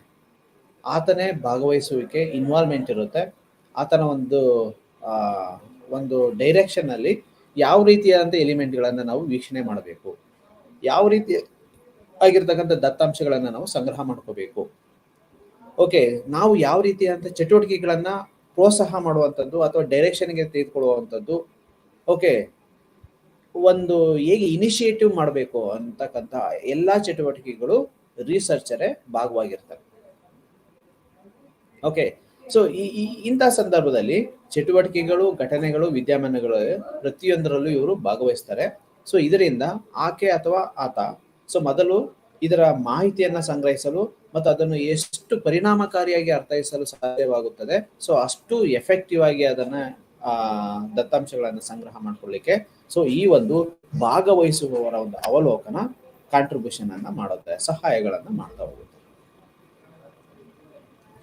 ಸೊ ಸಂಶೋಧಕರು ಭಾಗವಹಿಸುವವರು ನಡೆಸುವ ಚಟುವಟಿಕೆಗಳಲ್ಲಿ ಸಕ್ರಿಯವಾಗಿ ತೊಡಗಿಸಿಕೊಂಡಿರ್ತಾರೆ. ಸೊ ನಾನು ರಿಸರ್ಚರು, ನಾನು ಯಾರಿಗೋ ಕೊಡ್ತೀನಿ, ಅವ್ರು ಏನೋ ಡೇಟಾ ಕಲೆಕ್ಟ್ ಮಾಡ್ಕೊಳ್ತಾರೆ, ಸೊ ಆ ಥರದಲ್ಲ. Direct involvement. ಆ ಒಂದು ಘಟನೆ ನಡೀತಾ ಇರ್ಬೋದು, ಆ ಒಂದು ವಿದ್ಯಮಾನಗಳು ನಡೀತಾ ಇರಬಹುದು, ಆಕ್ಟಿವಿಟೀಸ್ಗಳು ನಡೀತಾ ಇರ್ಬೋದು, ಒಂದು ಟ್ರೈನಿಂಗ್ ನಡೀತಾ ಇರಬಹುದು, ಅದರಲ್ಲಿ ನೇರವಾದಂತಹ ಒಂದು ಇನ್ವಾಲ್ವ್ಮೆಂಟ್. ಸೊ ನಾನು ಒಬ್ಬ ಸಂಶೋಧಕ ಅಂತ ಅಂದ್ರೆ ನಾನು ಒಂದು ಘಟನೆಯ ನಾವು ಎಕ್ಸ್ಪ್ಲೈನ್ ಮಾಡ್ತಾ ಇದೀವಿ, ವಿವರಿಸ್ಬೇಕು ಅಂತ ಅಂದಾಗ ನಾವು ಖುದ್ದು ಆ ಒಂದು ವಿಷಯಕ್ಕೆ ಸಂಬಂಧಿಸಿದಂತಹ ಎಲ್ಲಾ ಮಾಹಿತಿಗಳನ್ನ ಕಲೆಕ್ಟ್ ಮಾಡ್ಕೋಬೇಕು. ಅಥವಾ ಒಂದು ಇರ್ತಕ್ಕಂತಹ ಸ್ಥಿತಿಗಳನ್ನ ನಾವು ಎಕ್ಸ್ಪ್ಲೈನ್ ಮಾಡಬೇಕು, ತೋರಿಸ್ಬೇಕು, ಅದನ್ನ ಮಾತ್ರ ಎಕ್ಕಿ ತೆಗಿಬೇಕು ಅಂತ ಅಂದಾಗ ಸೊ ನಾವು ಅಲ್ಲಿ ಇರಬೇಕು ಪ್ರೆಸೆಂಟ್. ಸೊ ಅಲ್ಲಿ ಏನಿದೆ, ಪ್ರೆಸೆಂಟ್ ಏನಿದೆ, ಏನ್ ಆಗ್ತಾ ಇದೆ, ಏನ್ ಆಗಬಹುದು, ಇದನ್ನೆಲ್ಲನೂ ಸಹ ನಾವು ಅವಲೋಕನ ಮಾಡ್ಲಿಕ್ಕೆ ಸಾಧ್ಯ ಆಗ್ತಾ ಹೋಗುತ್ತೆ. ವಸ್ತು ಸ್ಥಿತಿಯನ್ನ ಅವಲೋಕನ ಮಾಡೋದ್ರಿಂದ ಸೊ ನಮಗೆ ಒಂದು ಏನು ಆಗಬಹುದು ಪ್ರಿಡಿಕ್ಟ್ ಮಾಡ್ಲಿಕ್ಕೆ ಸಾಧ್ಯ ಆಗ್ತಾ ಹೋಗುತ್ತೆ. ಸೊ ಪ್ರಿಡಿಕ್ಟ್ ಮಾಡೋದ್ರಿಂದ ಸೊ ಅದನ್ನ ಯಾವ ರೀತಿಯಾಗಿ ಜನರಲೈಸೇಷನ್ ಮಾಡ್ಬೋದು ಅಥವಾ ಅನಲೈಸ್ ಮಾಡ್ಬೋದು, ಡಿಸ್ಕಷನ್ ಮಾಡ್ಬೋದು. ಸೊ ಇದೆಲ್ಲದಕ್ಕೂ ಸಹ ಪೂರಕವಾದಂತಹ ಮಾಹಿತಿ ಆಗಿರುತ್ತೆ. ಈ ರೀತಿ ವೀಕ್ಷಣೆಯನ್ನ ಸಾಮಾಜಿಕ ಮಾನವ ಶಾಸ್ತ್ರಜ್ಞರು ಹೆಚ್ಚಾಗಿ ಬಳಸ್ತಾರೆ ಮತ್ತು ಬುಡಗಟ್ಟು ಗುಂಪುಗಳನ್ನು ಅಧ್ಯಯನ ಮಾಡಲು ಬಳಸಲಾಗುತ್ತೆ. ಅಬ್ಸರ್ವೇಷನಲ್ ರಿಸರ್ಚ್ ಆಕ್ಟಿವಿಟೀಸ್ ಎಲ್ಲಿ ಜಾಸ್ತಿ ಆಗುತ್ತೆ? ಈ ಸೋಷಿಯಲ್ ಸೈನ್ಸ್ಗಳಲ್ಲಿ, sociology, social work, psychology, okay, attitude, ಅಭಿಪ್ರಾಯಗಳು, ಓಕೆ, ಆಮೇಲೆ ಸಮುದಾಯಕ್ಕೆ ಸಂಬಂಧಿಸಿದಂತೆ. ಸೊ ಇಂಡಿವಿಜುವಲ್ ಆಗಿ ನಾವು ಅಸೆಸ್ ಮಾಡಬೇಕು ಅಂತಂದ್ರೆ ಓಕೆ, ಸೊ ಇಲ್ಲೂ ಸಹ ಮ್ಯಾಕ್ಸಿಮಮ್ ನಾವು ಒಂದಷ್ಟು ಎಲಿಮೆಂಟ್ಗಳನ್ನ ಅಬ್ಸರ್ವ್ ಮಾಡ್ಬೋದು. ಆದ್ರೆ ಇನ್ ಡೀಟೇಲ್ 100% ನಾವು ಅಬ್ಸರ್ವೇಷನ್ ತರನೇ ಒಂದು ದತ್ತಾಂಶವನ್ನ ಸಂಗ್ರಹ ಮಾಡ್ಕೊಳ್ತೀವಿ ಅಂತ ಅಂದ್ರೆ ಆಗೋದಿಲ್ಲ. ಸೊ ಇಲ್ಲಿ ಎರಡು ರೀತಿಯಾದಂತಹ ಮೆಥಡ್ಗಳನ್ನು ಯೂಸ್ ಮಾಡಬೇಕಾಗುತ್ತೆ. ಸೈಕಾಲಜಿಕಲ್ ಇಂಡಿವಿಜುವಲ್ ಅಂತ ಬಂದಾಗ ಏನಕ್ಕೆ ಅಂತಂದ್ರೆ ರಿಸರ್ಚರು ಒಬ್ಬ ವ್ಯಕ್ತಿಯನ್ನ ಅಸೆಸ್ ಮಾಡಕ್ ಬರ್ತಾ ಇದ್ದಾರೆ ಅಂತ ಸಂದರ್ಭದಲ್ಲಿ ಆತ ಮೌನವಾಗಿದ್ರೆ ಯಾವುದೇ ಆಕ್ಟಿವಿಟೀಸ್ಗಳನ್ನ ತೋರಿಸ್ತಾ ಇಲ್ಲ, ವ್ಯಕ್ತಪಡಿಸ್ತಾ ಇಲ್ಲ ಅಂತ ಅಂದಾಗ ಸೊ ನಾವು ಎಷ್ಟು ದಿನ ಕಾದ್ರೂ ನಾವು ಎಕ್ಸ್ಪೆಕ್ಟ್ ಮಾಡ್ಲಿಕ್ಕೆ ಆಗೋದಿಲ್ಲ. ಸೊ ಅಲ್ಲಿ ಕೆಲವೊಂದು ಕ್ವಶನ್ಸು ಮತ್ತೆ ಆನ್ಸರು, ಒಂದು ಪ್ರಕ್ರಿಯೆಗಳು ನಡಿಬೇಕು. ಆ ಪ್ರಕ್ರಿಯೆಗಳ ಮುಖಾಂತರ ನಾವು ದತ್ತಾಂಶವನ್ನ ಸಂಗ್ರಹ ಮಾಡ್ಕೋಬೇಕು. ಅವನ ಆಕ್ಚುಯಲ್ ವರ್ತನೆಯನ್ನ ಗುರುತಿಸ್ಕೊಳ್ಳಿಕ್ಕೆ ಅಥವಾ ನೋಟ್ ಮಾಡ್ಕೊಳ್ಳಿಕ್ಕೆ ಸಾಧ್ಯ ಆಗ್ತಾ ಹೋಗುತ್ತೆ.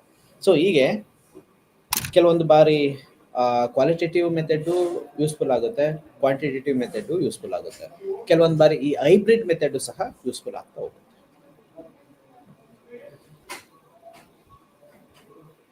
ಸೊ ಇಲ್ಲೊಂದು ಉದಾಹರಣೆ ಇದೆ. ಆ ಉದಾಹರಣೆ ನಾವು ಒಂದು ಚರ್ಚೆಗೆ ಒಳಪಡಿಸಬೇಕು ಅನ್ನೋದೇ ಆದ್ರೆ, ಸಂಶೋಧಕರು ಈ ಹಬ್ಬದ ಸಂದರ್ಭದಲ್ಲಿ ಕೆಲವು ಸಮುದಾಯದ ಆಚರಣೆಗಳು, ಆ ಆಚರಣೆಗಳನ್ನ ಅಧ್ಯಯನ ಮಾಡ್ತಿದ್ರೆ ಒಬ್ಬ ಇಂಡಿವಿಜುವಲ್, ಆತ ಮತ್ತು ಅವಳು ಎಷ್ಟು ಸಕ್ರಿಯವಾಗಿ ಭಾಗವಹಿಸ್ತಾರೆ. ಸಂಶೋಧಕರು ಸಕ್ರಿಯವಾಗಿ ತೊಡಗಿಸಿಕೊಳ್ಳುವುದರಿಂದ ಓಕೆ, ಸಮುದಾಯ ಗುಂಪಿನ ದಿನನಿತ್ಯದ ಚಟುವಟಿಕೆಗಳು, ಆಚರಣೆಗಳು ಇತ್ಯಾದಿ ಈ ಎಲ್ಲ ವಿಷಯಗಳನ್ನ ನಾವು ವಿಷಯಗಳ ಬಗ್ಗೆ ಮಾಹಿತಿಗಳನ್ನು ಸಂಗ್ರಹ ಮಾಡ್ಕೊಳ್ಳಿಕ್ಕೆ ಸಾಧ್ಯ ಆಗ್ತಾ ಹೋಗುತ್ತೆ. ಈಗ ಹಬ್ಬ ಯಾವುದೋ ಒಂದು ಆಚರಣೆಗಳು ಬರ್ತಾ ಇದೆ ಅಂತ ಅಂದಾಗ ನಮ್ಮ ಇನ್ವಾಲ್ವ್ಮೆಂಟ್ ಯಾವ ರೀತಿ ಆಗಿದೆ. ಫಾರ್ ಎಕ್ಸಾಂಪಲ್, ಈಗ ಈ ಕರ್ನಾಟಕದಲ್ಲಿ ಹಿಜಾಬ್ ರಿಲೇಟೆಡ್ ಅನೇಕ ಇಶ್ಯೂಸ್ಗಳಾಯಿತು. ಸೊ ಕೆಲವರು ಆಗ್ತಾರೆ, ತರಗತಿನಲ್ಲಿ ಆಗ್ತಾರೆ. ಸೊ ಅದಕ್ಕೆ ಇನ್ನೊಂದು ಕಮ್ಯುನಿಟಿ, ಹಿಂದೂ ಕಮ್ಯುನಿಟಿ ಅದನ್ನ ಅಪೋಸ್ ಮಾಡಿದ್ರು. ಸೊ ಅವ್ರು ಹಾಕೊಂಬಂದ್ರೆ ನಾವು ನಮ್ಮ ಪದ್ಧತಿಗಳನ್ನ ಅನುಸರಿಸಲಿಕ್ಕೆ ಅವಕಾಶ ಕೊಡಿ ಅಂತ ಕೇಳ್ಕೊಳ್ತು. ಸೊ ಅದು ಕೋರ್ಟ್ಗೆ ಹೋಯ್ತು. ಸೊ ಇಲ್ಲಿ ಎಷ್ಟರ ಮಟ್ಟಿಗೆ ಅವರು ಆಗ್ತಾರೆ, ಎಷ್ಟರ ಮಟ್ಟಿಗೆ ಅವರು ಸಂಪ್ರದಾಯಗಳನ್ನ ಪಾಲಿಸ್ತಾರೆ, ಎಷ್ಟರ ಮಟ್ಟಿಗೆ ಅವರು ತಮ್ಮ ಜೀವನದ ಭಾಗಗಳಾಗಿ ಮಾಡ್ಕೊಂಡಿದ್ದಾರೆ, ಇದನ್ನ ನಾವು ಬಿಂಬಿಸ್ಬೇಕು ಅಂತ ಅಂದ್ರೆ ಇದನ್ನ ನಾವು ನಾವು ಅಧ್ಯಯನ ಮಾಡಬೇಕು ಅಂತ ಅಂದ್ರೆ ರಿಸರ್ಚರ್ ಅಂತಹ ಸಂದರ್ಭದಲ್ಲಿ ಪ್ರತ್ಯಕ್ಷವಾಗಿ ಅಥವಾ ನೇರವಾಗಿ ಭಾಗವಹಿಸುವಿಕೆ ಮುಖಾಂತರ ಕೆಲವೊಂದು ದತ್ತಾಂಶಗಳನ್ನು ಸಂಗ್ರಹ ಮಾಡ್ಕೋಬೇಕು.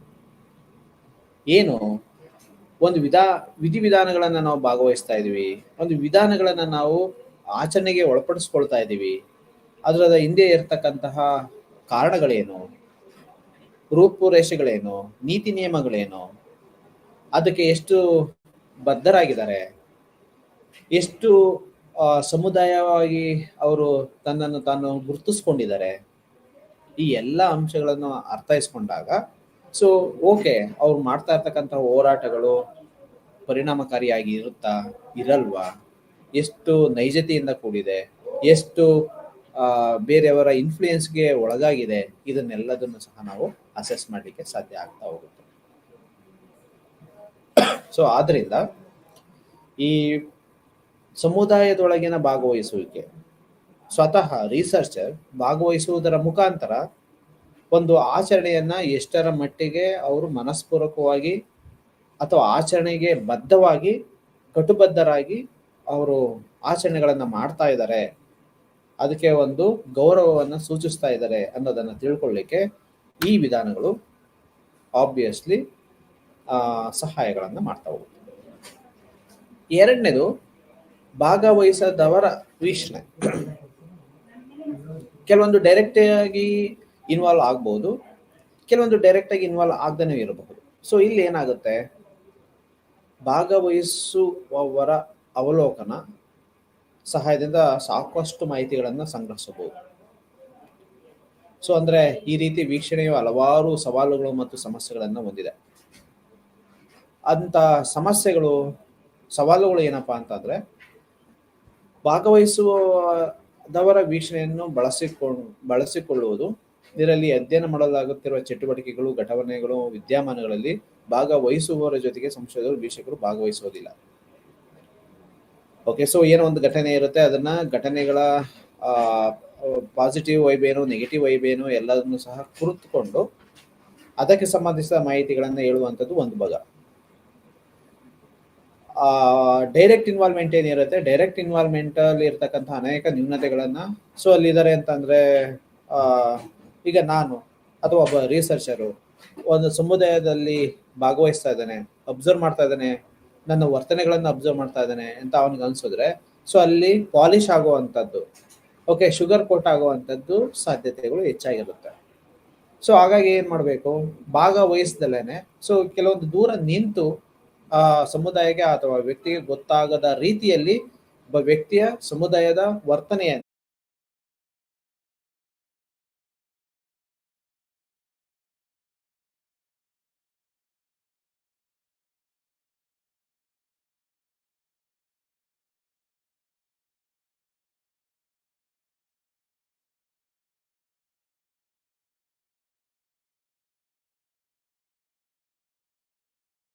ಕ್ಯಾಮರಾಗಳನ್ನ ಇಟ್ಟಿದ್ದೀವಿ, ಕ್ಯಾಮರಾಗಳಲ್ಲಿ ಏನೋ ಒಂದು ರೆಕಾರ್ಡ್ ಆಗ್ತಾ ಇದೆ, ಆ ಕ್ಯಾಮರಾ ಇದೆ ಅನ್ನೋದು ನನಗೆ ಅರಿವಿಲ್ಲ ಅಂತ ಅಂದಾಗ ಅದರ ಒಂದು ಸಹಾಯದ ಮುಖಾಂತರ ಅಥವಾ ಕ್ಯಾಮ್ರಾಗಳು, ಟೆಲಿವಿಷನ್ಸು ಅಥವಾ ರೇಡಿಯೋ, ಎಲೆಕ್ಟ್ರಾನಿಕ್ ಉಪಕರಣಗಳನ್ನು ಬಳಸಿಕೊಂಡು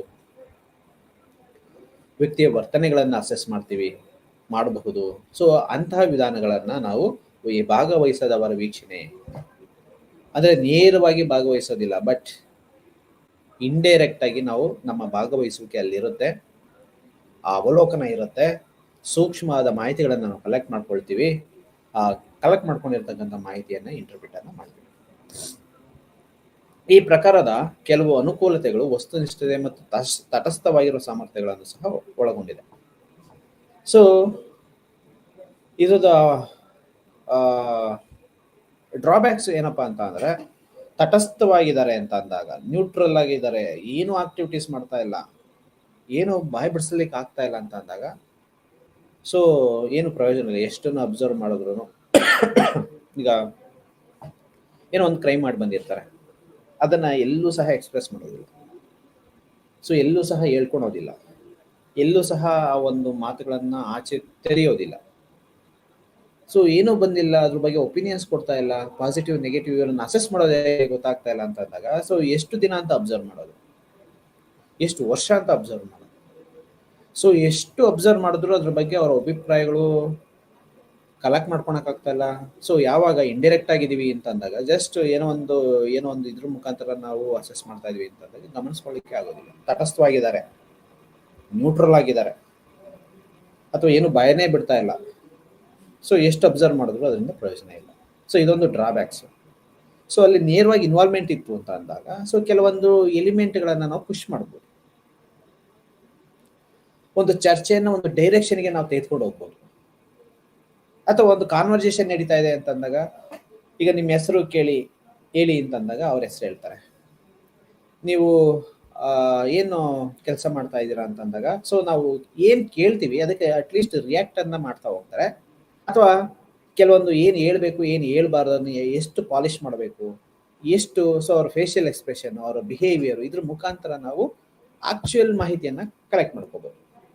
ಸೊ ಇಲ್ಲಿ ಇಂಡೈರೆಕ್ಟ್ ಆಗಿ ನಾವು ಅಬ್ಸರ್ವ್ ಮಾಡ್ತಾ ಇದೀವಿ ಅಂತ ಅಂದಾಗ ಸೊ ಎಷ್ಟೇ ಪ್ರಯತ್ನ ಪಟ್ಟರು ಸಹ ಒಂದು ವಿಷಯಕ್ಕೆ ನಾವು ಎಕ್ಸ್ಪೆಕ್ಟೆಡ್ ರಿಸಲ್ಟ್ಗೆ ಅವ್ರನ್ನ ಕೊಂಡೊಯ್ಯಲಿಕ್ಕೆ ಸಾಧ್ಯ ಆಗೋದಿಲ್ಲ.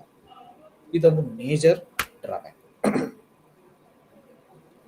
ಈ ಮೇಜರ್ ಡ್ರಾಬ್ಯಾಕ್ ಅನ್ನ ನಾವು ಓವರ್ಕಮ್ ಮಾಡಲಿಕ್ಕೆ ಈ ರಚನಾತ್ಮಕ ವೀಕ್ಷಣೆ ಇನ್ನೊಂದು ವಿಧ.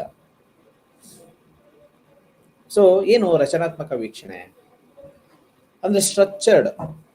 ಸೊ ಇಲ್ಲಿ ಗಮನಿಸಬೇಕಾದಂತಹ ಘಟಕಗಳು, ಎಚ್ಚರಿಕೆಯ ವ್ಯಾಖ್ಯಾನ, ಒಬ್ಬ ವ್ಯಕ್ತಿ ಅಥವಾ ಗುಂಪು ವೀಕ್ಷಣೆಯ ವಸ್ತುವಾಗಲು ಸ್ಪಷ್ಟವಾದ ವಿವರಣೆ, ಯಾವ ಮಾಹಿತಿಯನ್ನು ವೀಕ್ಷಣೆ ಮಾಡಬೇಕು, ಗುಂಪಿನ ಗಾತ್ರ, ಅದರ ಆಯ್ಕೆಯ ತತ್ವ, ವೀಕ್ಷಣೆಯ ಪ್ರಮಾಣಿತ ಪರಿಸ್ಥಿತಿಗಳು, ಇವೆಲ್ಲದನ್ನು ಸಹ ನಾವು ಗಮನಿಸಬೇಕಾಗುತ್ತೆ. ಒಬ್ಬ ವ್ಯಕ್ತಿಯನ್ನ ಅಂತಹ ಎನ್ವಿರಾನ್ಮೆಂಟ್ಗೆ ನಾವು ಎಷ್ಟು ಜನನ ಸೆಲೆಕ್ಟ್ ಮಾಡ್ಕೋಬೇಕು, ಯಾವ ಗುಂಪು ಇರಬೇಕು, ಆ ಗುಂಪಿನಲ್ಲಿ ಯಾರು ಇರಬೇಕು, ಎಷ್ಟು ಜನ ಮೇಲು ಫಿಮೇಲ್ ಅಂತ ಬಂದ್ರೆ ಎಷ್ಟಿರಬೇಕು, ಯಂಗರ್ಸು ಎಲ್ಡರ್ಸ್ ಅಂತ ಬಂದಾಗ ಎಷ್ಟು ಪ್ರಮಾಣದಲ್ಲಿ ಇರಬೇಕು, ಯಾರನ್ನ ನಾವು ಅವಲೋಕನ ಮಾಡಬೇಕು, ಹೇಗೆ ಅವಲೋಕನ ಮಾಡಬೇಕು. ಸೊ ಎಲ್ಲದೂ ಸಹ ಒಂದು ಸಿಸ್ಟಮ್ಯಾಟಿಕ್ ಆಗಿರುತ್ತೆ, ರಚನಾತ್ಮಕವಾಗಿರುತ್ತೆ, ಅಂದ್ರೆ ಸ್ಟ್ರಕ್ಚರ್ಡ್ ಆಗಿರುತ್ತೆ. ಓಕೆ, ಒಂದು ವೀಕ್ಷಣೆ ಅಂತ ಬಂದಾಗ ಯಾವ ರೀತಿಯಾದಂತಹ ಮಾಹಿತಿಗಳನ್ನ ನಾವು ಅದರಿಂದ ಪಡ್ಕೋಬೇಕು, ಮಾಹಿತಿಯನ್ನ ಸಂಗ್ರಹ ಮಾಡುವಂತಹ ವಿಧಾನಗಳು ಹೇಗೆ. So one point of time ಅಲ್ಲಿ ಒಂದು 10 ವಿಷಯಗಳು ಬರ್ತಾ ಇದೆ, ಎಲ್ಲದನ್ನು ಸಹ ನಾವು ಬರೀಲಿಕ್ಕೆ ಆಗ್ತಾ ಇಲ್ಲ. ಸೊ ಯಾವ ರೀತಿಯಾದಂತಹ ಎಲಿಮೆಂಟ್ಗಳನ್ನ ನಾವಲ್ಲಿ ಬಳಸ್ಕೋಬೇಕು, ಏಕೆ ಒಮ್ಮೆ ಒಂದು ಆಕ್ಚುಯಲ್ ಬಿಹೇವಿಯರ್ ಬರ್ತಾ ಇದೆ ಅಂತ ಪದೇ ಪದೇ ಬರುತ್ತೆ, ಅದೇ ಮಾಹಿತಿಗಳು ಆಚೆ ಬರುತ್ತೆ. ಸೊ ಒಮ್ಮೆ ನನ್ನ ಅಭಿಪ್ರಾಯಗಳು, ನನ್ನ ಬಾಯಿಂದ ಬಂದಿರತಕ್ಕಂಥ ಕೆಲವೊಂದು ಸೆಂಟೆನ್ಸ್ಗಳು ಅಥವಾ ಕೆಲವೊಂದು ಒಂದು ಟೈಟಲ್ಗಳು ಬಂದಾಗ ಮತ್ತೆ ಅಂಥದ್ದೇ ಆದಂತಹ ಕೆಲವೊಂದು ವೊಕ್ಯಾಬುಲರಿ ಮುಖಾಂತರ ಬರಲಿಕ್ಕೆ, ಪದ ಜೋಡಣೆಗಳ ಮುಖಾಂತರ ಬರಲಿಕ್ಕೆ ಸಾಧ್ಯ ಇಲ್ಲ. ಸೊ ಅದನ್ನು ಯಾವ ರೀತಿಯಾಗಿ ರೆಕಾರ್ಡ್ ಮಾಡ್ಕೋಬೇಕು. ಸೊ ಒಂದು ರಚನಾತ್ಮಕ ಸ್ಟ್ರಕ್ಚರ್ಡ್ ಆಗಿರ್ತಕ್ಕಂತಹ ಒಂದು ಅವಲೋಕನಗಳನ್ನು ಮಾಡ್ತಾ ಹೋಗ್ಬೇಕು. ಸೊ ಈ ವ್ಯಾಖ್ಯಾನದಿಂದ ಸಂಶೋಧಕರು ಅಥವಾ ವೀಕ್ಷಕರು ಏನನ್ನ ಗಮನಿಸಬೇಕು ಎಂಬುದರ ಕುರಿತು ಸ್ಪಷ್ಟವಾದ ಮಾರ್ಗಸೂಚಿಗಳನ್ನು ಹೊಂದಿರುತ್ತಾರೆ. ಸೊ ಇಲ್ಲಿ ವೀಕ್ಷಕ, ಅಬ್ಸರ್ವರ್, ಅದರ ರಿಸರ್ಚ್ ಏನಿರುತ್ತೆ ಸಿದ್ಧವಾಗಿರೋದ್ರಿಂದ ಮತ್ತೆ ಆಕೆ ಅಥವಾ ಆತ ಗಮನಿಸಬೇಕಾಗಿರೋದನ್ನ ನಿಖರವಾಗಿ ಏನನ್ನ ನಾವು ಕಲೆಕ್ಟ್ ಮಾಡ್ಕೋಬೇಕು, ಯಾವುದನ್ನ ಮಾತ್ರ ನಾವು. ಸೊ ಒಬ್ಬ ವ್ಯಕ್ತಿ ಅಂತಾರೆ ಅನೇಕ ವಿಷಯಗಳು, ಒಂದು ಸಮುದಾಯ ಅಂತಾರೆ ಅನೇಕ ಚಟುವಟಿಕೆಗಳು, ಓಕೆ, ಒಂದು ಸಮೂಹ ಅಂತಾದ್ರೆ ಅನೇಕ ಕಾರ್ಯಗತಗಳು, ಚಟುವಟಿಕೆಗಳು ನಡೀತಾ ಇರುತ್ತೆ. ಅದರಲ್ಲಿ ನಾವು ಅಬ್ಸರ್ವ್ ಮಾಡುತ್ತಾ ಇರ್ತಕ್ಕಂಥ ವಿಷಯ ಇದು, ಎಲ್ಲದನ್ನು ಸಹ ಗೌಣ ಮಾಡಿ ನಮಗೆ ಬೇಕಾಗಿರ್ತಕ್ಕಂಥ ವಿಷಯಗಳಿಗೆ ಹೆಚ್ಚು ಫೋಕಸ್ ಮಾಡೋದ್ರಿಂದ ಸೊ ಒಂದು ಅಕ್ಯುರೇಟ್ ಅಂದ್ರೆ ಒಂದು ಗುಣಾತ್ಮಕ ದತ್ತಾಂಶಗಳನ್ನ, ಅದೇ ರೀತಿ ಒಂದು ಕ್ವಾಲಿಟೇಟಿವ್ ರಚನಾತ್ಮಕವಾಗಿರ್ತಕ್ಕಂತಹ ದತ್ತಾಂಶಗಳನ್ನ ನಾವು ಪಡೀಲಿಕ್ಕೆ ಸಾಧ್ಯ ಆಗ್ತಾ ಹೋಗುತ್ತೆ. ಸೊ ಇಲ್ಲಿ ನಾವು ಗಮನಿಸಬೇಕು, ಅಬ್ಸರ್ವ್ ಮಾಡಬೇಕು. ಅಬ್ಸರ್ವ್ ಮಾಡುವಂಥ ಸಂದರ್ಭದಲ್ಲೇ ನಮಗೆ ಸಿಗುವಂಥದ್ದು. ಓಕೆ, ಸೊ ಅಲ್ಲಿ ಯಾವ ರೀತಿಯಾಗಿರ್ಬೇಕು, ಸಿಸ್ಟಮ್ಯಾಟಿಕ್ ಆಗಿರ್ಬೇಕು. ಸಿಸ್ಟಮ್ಯಾಟಿಕ್ ಅಬ್ಸರ್ವೇಷನ್ ಇತ್ತು ಅಂತಂದ್ರೆ ಎಕ್ಸ್ಪೆಕ್ಟೆಡ್ ರಿಸಲ್ಟ್ ಅನ್ನ ನಾವು ಅಟ್ಲೀಸ್ಟ್ ಗಮನ ಹರಿಸ್ಲಿಕ್ಕೆ, ಕಲೆಕ್ಟ್ ಮಾಡ್ಕೊಳ್ಳಿಕ್ಕೆ ಸಾಧ್ಯ ಆಗ್ತಾ ಹೋಗುತ್ತೆ. ಸೊ ಈ ಪ್ರಕಾರದ ವೀಕ್ಷಣಾ ಪ್ರಕ್ರಿಯೆಯನ್ನು ಸಮರ್ಪಕವಾಗಿ ಮಾರ್ಗದರ್ಶನ ಮಾಡ್ತಾರೆ. ಆದರೂ ಇದು ರಚನೆ ಇಲ್ಲದ ವೀಕ್ಷಣೆಯಂತೆ ಹೊಂದಿಕೊಳ್ಳೋದಿಲ್ಲ. ಸೊ ಇನ್ನು 2 ಎಲಿಮೆಂಟ್ಗಳು ಬರುತ್ತೆ. ಈ ವೀಕ್ಷಣೆಯ ಪ್ರಯೋಜನಗಳು, ಈ ಅವಲೋಕನ ಮಾಡೋದ್ರಿಂದ ಆಗ್ತಕ್ಕಂತಹ ಪ್ರಯೋಜನಗಳು. ಸೊ ಈ 3 ಬಗೆಯದೇನೆ, ರಚನಾತ್ಮಕ ವೀಕ್ಷಣೆ, ಭಾಗವಹಿಸದವರ ವೀಕ್ಷಣೆ ಮತ್ತು ಭಾಗವಹಿಸುವವರ ಅವಲೋಕನ, ಇವೆಲ್ಲವೂ ಸಹ ಅವಲೋಕನದ ಒಂದು ಬಗೆಗಳು. ಒಂದಲ್ಲ ಒಂದು ರೀತಿಯಾಗಿ, ಒಂದಲ್ಲ ಒಂದು ಸಂದರ್ಭಗಳಲ್ಲಿ ಸೊ ಈ 3 ವಿಧಾನಗಳನ್ನು ನಾವು ಉಪಯೋಗಿಸ್ತಾ ಹೋಗ್ತೀವಿ. ಸರಿ, ಕೆಲವೊಂದು ಸಂದರ್ಭಗಳಲ್ಲಿ ಡೈರೆಕ್ಟಿವ್ ಇನ್ವಾಲ್ವ್ಮೆಂಟು ಎಫೆಕ್ಟಿವ್, ಕೆಲವೊಂದು ವಿಧಾನಗಳಲ್ಲಿ ಇಂಡೈರೆಕ್ಟಿವ್ ಪಾರ್ಟಿಸಿಪೇಷನ್ನು ವೆರಿ ಎಫೆಕ್ಟಿವ್, ಕೆಲವೊಂದು ಸಂದರ್ಭಗಳಲ್ಲಿ ಸನ್ನಿವೇಶಗಳಲ್ಲಿ ಈ ಸ್ಟ್ರಕ್ಚರ್ಡ್ ಇರುತ್ತಲ್ಲ, ಸ್ಟ್ರಕ್ಚರ್ಡ್ ಅವಲೋಕನ, ರಚನಾತ್ಮಕವಾಗಿರ್ತಕ್ಕಂತಹ ಒಂದು ಅವಲೋಕನ, ಅದು ತುಂಬಾ ಎಫೆಕ್ಟಿವ್ ಆಗಿರುತ್ತೆ. ಸೊ ಈ 3 ಅವಲೋಕನ ವಿಧಾನಗಳು ಇದಾವೆ ಅಂತ ಅಂದಾಗ ಈ 3 ಅವಲೋಕನ ವಿಧಾನಗಳು ಸಹ ಎಫೆಕ್ಟಿವ್ ಆಗಿದೆ. ಆಯಾ ಸಂದರ್ಭಗಳಲ್ಲಿ ಅವು ಎಫೆಕ್ಟಿವ್ ಆಗಿರುತ್ತೆ.